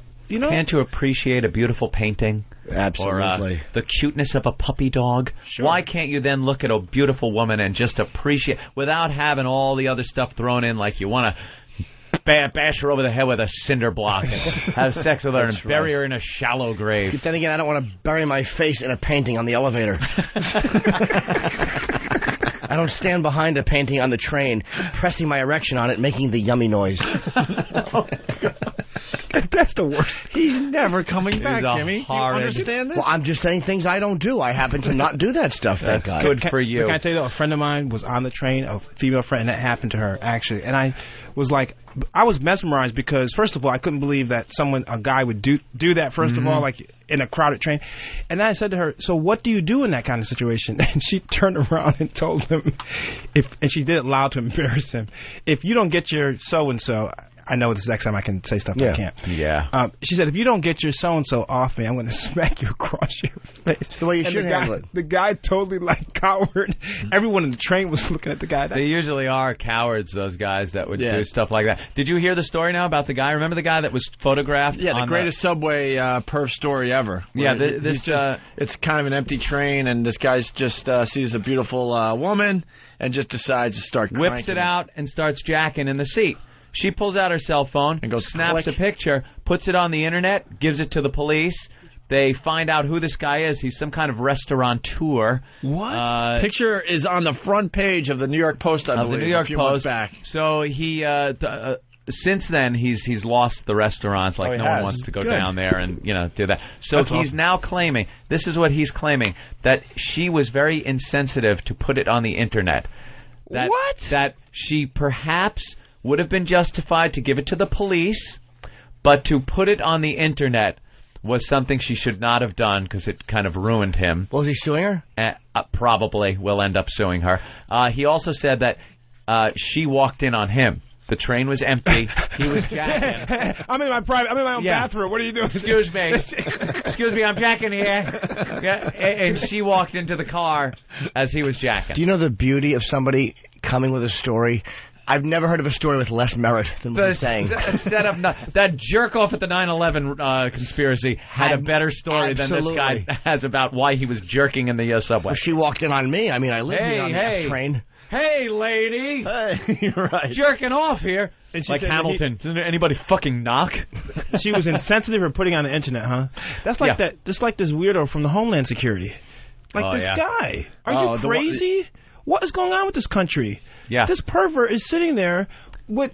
Thought it was a 14-year-old girl that he was talking to. And describing... But here's the thing I have, this story. I mean, it's really sick to even think about it, but what kind of guy who knows that he's being a pervert, who knows what's happening, he knows the stings, will give his full name and what he does for a living? He did that. He said this Can you look to your left? What the... You did that? Jimmy Norton. No. Well, not to underage girls, but... Oh, yeah, to a regular girl. To anybody. Nah, but we're talking about... this guy's a Homeland Security high official. He turns around and says who I am, what I do. Sent his picture. With his, number. His official... There's a thing on it. Badge number, whatever. To impress her. Yeah, to impress her. And it impressed the police on the other end because they scooped him right up. I love the fact that they're going after these predators. They are smashing so many of these child porn people and these fucking vultures. It's great. You know what they got to do, though? They got to do one more step further. They got to have tougher laws, like crazy laws. Like, if you get caught doing this, it's mandatory 50 years. Like, something crazy like that. Yeah, it's just ridiculous. Yeah. Can we get cut one break? I know. We all make mistakes. Please. Let's go to the phones. We got Dr. Ian Smith in studio. Andy in New Rochelle. Andy. Hey, what's going on, guys? Hey. What's up, man? So, I've been doing the diet, following the book and everything. The first 9 days, the detox thing is like the hardest thing you could ever imagine. You got to eat fruits and vegetables and, pretty much eat nothing. And you're pretty much just shitting all day long. That's about it. He's right. It's the flush. You're right. Flush. It's a detox flush. You're exactly right. For 90 days. Yeah, but I was a little disappointed because I only lost about 5 pounds in that first 9 days. Only 5 pounds in 9 days? You're upset at that? Yeah, because usually I burn, I burn fat really quick. Okay, but when I try to diet. But can I tell you something though? You're supposed to lose 2 pounds a week. Mm-hmm. Okay. You just said you lost 5 pounds in less than 2 weeks. And he was disappointed. And you're disappointed. Well, I've lost 11 total in probably about 2.5 weeks. What's wrong with... Dude! That's awesome. I want you to send in your testimonial because that's all right. That's exactly what I want to happen. I mean, by the way, let me just say to you, you're right. The first 9 days are tough, and it's meant to be tough because once you get past that first 9 days, you now have a total new respect for fish and chicken and meat. That's the whole idea. You detox and you flush it out of your system. Oh, yeah, I couldn't wait to start eating again. It was amazing. Like, to get past just the fruits and the vegetables, that was driving me nuts. Well, I want to say congratulations, even though you kind of feel like you should have lost 100 pounds in a week. But well, because you know what it is? I've done all these lousy diets like Atkins and all that crap, and I'm used to losing weight really fast. And you're used to gaining it all back. Yeah, you're used to gain it back. Doesn't happen on this one, my friend. All right, man. I lost the weight faster than Mabel. And I'm the one who emails you. Like, if I may use Mabel King again in one show. Email me again. All right, let's go to Momo. Momo. Hey, good morning, Don. I had a candy bar. I lost 210 pounds in 45 minutes, or however long I was out for. Hey, first of all, Opie, I just want to tell you I love you. I think you're a great guy. Uh-oh. That's suspect. But anyway. But and Jimmy, I usually love there's a butt there, but yeah, well, I think thank you, Momo. I think he wishes there was a butt there. Yours. Where's Pat been? Thank you, Momo. What do you got? I want to ask Dr. Ian. Dr. Ian, I have a condition I'm sure you're familiar with, celiac sprue. And is there anything, I don't know about your diet. I've never read the book. I don't know anything about it. But do you have any tips? Because I really do need, I'm a commercial driver. I'm one of those schleps to drive these trucks. And I do need to lose some weight. So what would you recommend as far as that goes? First of all, I always tell people who have medical conditions, the first thing you have to do, and I'm just not trying to sell a book, this is for any diet you go on, whether it's mine or someone else's, you got to take the foods that are in the program to your doctor and say, listen, what foods are going to trigger my illness and what won't trigger my illness, first of all. Right. You see what I'm saying? People go on these programs, they have medical conditions, and they're eating bad stuff for them, and they get sick. So, first thing you do is get the book, and you know what? Like I said, I'm not trying to sell you a book. Take the book, take it back if you don't want it, but get the book, take it to your doctor, and say, listen, circle or write down the foods that I can eat on this. The great thing about my program is you can eat tons of different foods and you can have substitutions. So this will work for you. I've actually had people who have this illness who've emailed me. This will work for you, but you have to choose what food you want to eat on the program. Right. Does that make sense? Yeah, it does make sense. I got one quick question. Jimmy, do you have any idea if you're ever going to come and do a show in Memphis? I'll get down there eventually. There's other places like Oklahoma, Minnesota, Seattle that I want to hit first, where I've gotten a lot of email, Portland, Oregon, but I will eventually get down there because I think XM has a thing down in Tennessee, right? There's a funny bone down here. I've been dying to help come down here. Nashville, okay. Oh, that's right. Love to have you, man. All right, guys. Thank you, man. All right. Very good. Let's see. We got a lot of truckers calling Dr. Ian Smith. This is Troy in South Carolina. Troy? Good morning, gentlemen. How are you? Hey, man. I'm not a trucker. I'm on the road salesman. 800, 1,200 miles a week. I'm driving around, eating out with customers a lot. I find myself hitting the drive-thrus and whatnot. I'd like to lose weight. I'd like to eat better. How can I go about making better choices? You know, is there something I can do? I don't have a kitchen to go to every day. I don't have a place to pack a lunch and have that. What can I do when I'm forced to do it commercially? I guess eat commercially. See, I get this question all the time, and let me explain something to you. The whole purpose of the diet is I give you a long list of foods that you could find in the middle of freaking Little Butt, Arkansas. I mean, if you go into a restaurant and you have my book with you, it's very small, like Opie said, you can fit it in anything. You go in there and say, okay, listen, what can I have? There's tons of stuff on the menu you can have. It's just an issue of ordering what you can eat off the diet. And the second... Go ahead. As far as a drive-through, though, are there any better restaurants to, if I'm hitting, a drive-through? I mean, is that going to address some of those things as well? Absolutely. I mean, but of course, if you go to Fat Burger's drive-through, which I love in L.A., that's not going to help you. But if you go to, I don't know, these restaurants that have all these different burgers. Denny's is like a common one that's open late. Yeah. Places, egg whites. But you know what the biggest problem is when you eat out is you know what's healthy on the menu, but you see all the choices of all that stuff where you're like, I love all this. It's so hard in your mind to go, well, all right, I'll blow off what I really want to eat because I'm trying to eat healthy. You're so tempted by the menu. Hey, listen, if I could bottle up discipline and motivation and sell it to you guys. That's the biggest challenge, though, Trump would. So it's I'd be a Trump's mind daddy. thing. Just getting your mind right. I'll have to go pick up the book. Thank you, gentlemen. Have a nice day. I'm trying to work out because my foot hurts, so I can't do certain anything, like even swimming is hard because of the motion on my ankle. I have an Achilles problem, so I do a lot of bike, which helps. And then light weights, and I started doing those little faggoty balls, those big rubber balls. Those things I've started doing like sit-ups on those things, and I honest to God thought I was going to shit in the gym while I was doing it. Those things, I've never felt any type of an abdomen workout or back too. Like it's like that stuff was really good, and I haven't done it. Obviously. What? Never felt any type of abdomen workout. I know. I really am saying that like I'm built like Bruce Lee and you're all supposed to go, get out of here, you. My wife does those things. I used to look at those things like, what are these people doing? Like the trainers, like what are they doing with these stupid balls? And then I tried it because I was helping some people. I was like, whoa.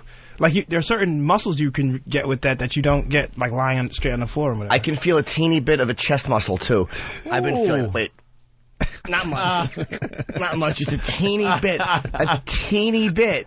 But it's there. Oh, he's motivated, though. He's lost a lot of weight. He really has. Last few days I've been lazy, but yeah, I've been going to the gym a lot. How much you lose?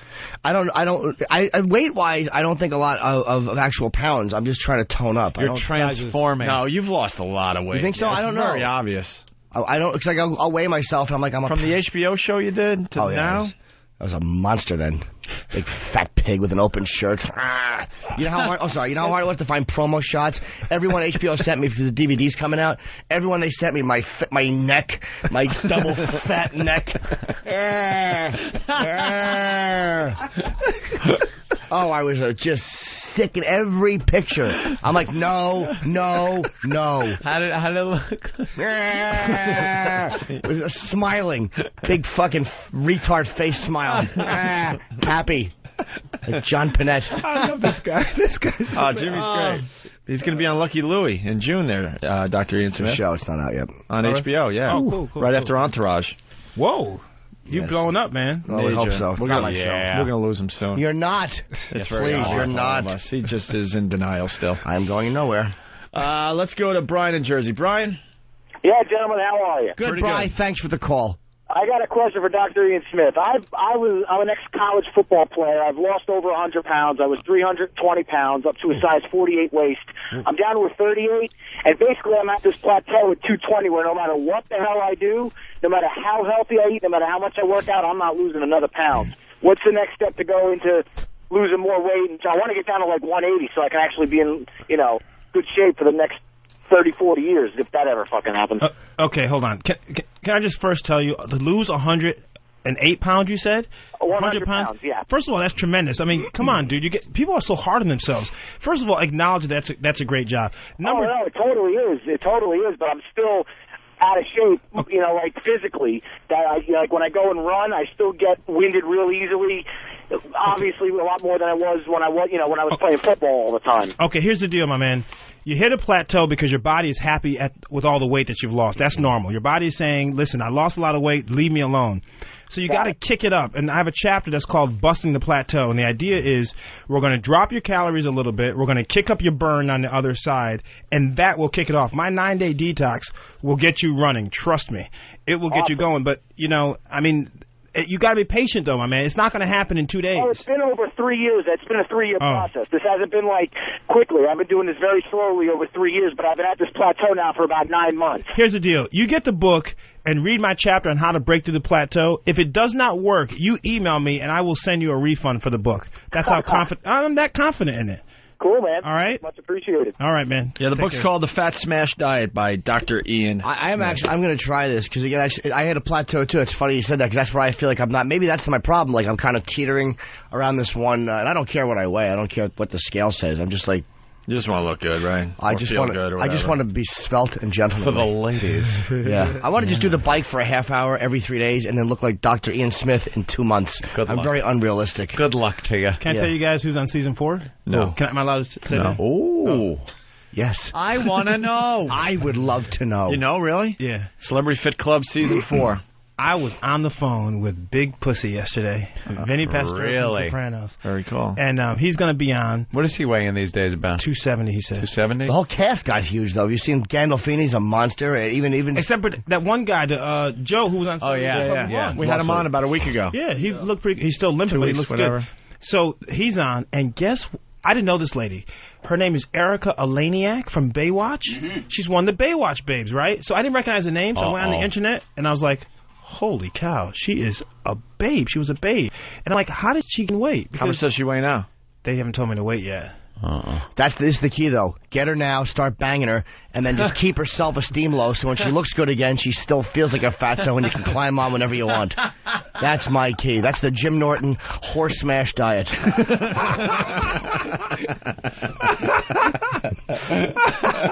I'll tell you said that. When we start taping in L.A. in 2 weeks, I'll let her know what Jim Norton said. And our dream is to see an anorexic model on the show. Where you just browbeat her because she's only lost 2 pounds. What's wrong with you, fatty? Yeah, exactly. I ate a pea today. Well, what else did you indulge in? Right. I can only see 3 ribs. Well,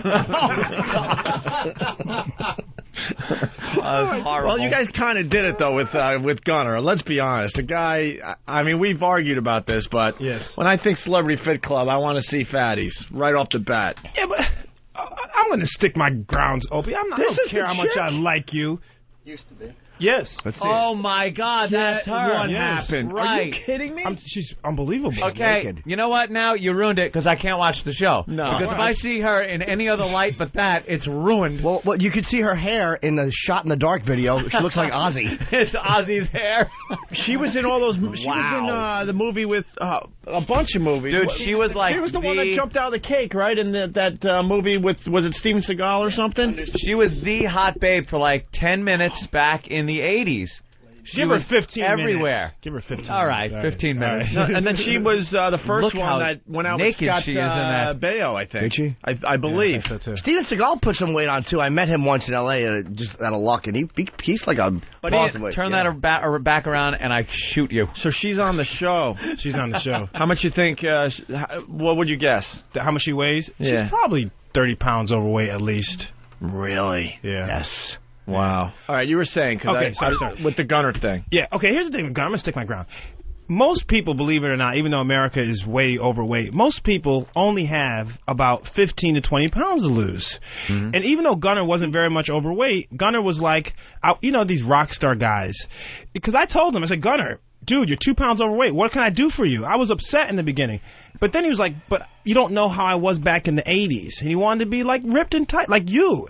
Anthony, you wanted to be ripped and tight. Well, yeah. Well, no, that's just a tight sweater. Yeah. My stupid sweater that I knew I'd catch shit for. Buy a medium sweater, wet it, fucking then dry it for 4 days, and then put it on where your body is just forced out through your asshole. That's the Anthony sweater diet. It's really just a sweater, Dr. This sweater is getting burned tonight. I am burning this sweater. It'll go up like one match. Gone.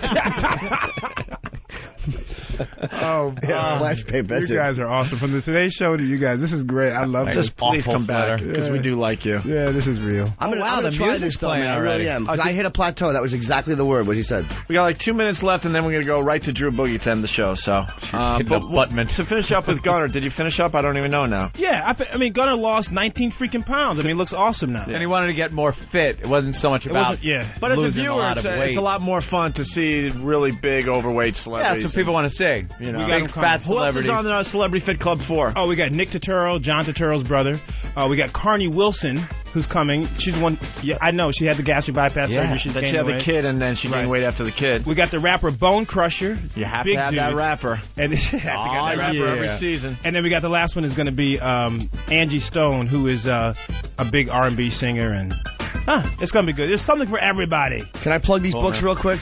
Dr. Smith's book, the Fat Smash Diet, definitely good. Hold on, before you say that. Are both books on? Okay, sorry. Do what you got. And Frank Vincent, A Guy's Guide to Being a Man's Man, one of my favorite actors. And, of course, I'm at Bananas, and my tickets for the Orpheum with Dave Attell went on sale today, and tomorrow we go on sale for May 13th at the Borgata Event Center, me and Dave Attell. Where's Bananas? Bananas, Poughkeepsie. Tonight, Friday, tomorrow, Saturday. And the link for the books are up on our website. Yes. I've checked out the Fat Smash Diet book. It's excellent. There's something in there for everybody. I'm going to start Monday. I don't need to follow the program, but I'm getting like some really good little tips and some nice recipes for like healthy eating. You don't need to follow the program. When you look at you ever see the body on him? I'm just saying. He's in good shape. I've been beyond good shape.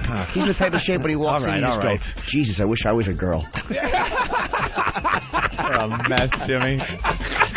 Jimmy had a killer show today. I love you guys. Dr. Ian Smith, thank you so much. Good being here, guys. Always a pleasure. And Drew Boogie, what can I say? You rock today. Fucking great, man. And we're going to go out with some Drew Boogie. You guys have a great weekend. Have a great time at Ben's in Poughkeepsie, Jimmy. Thanks, and I'll make sure I... It's true.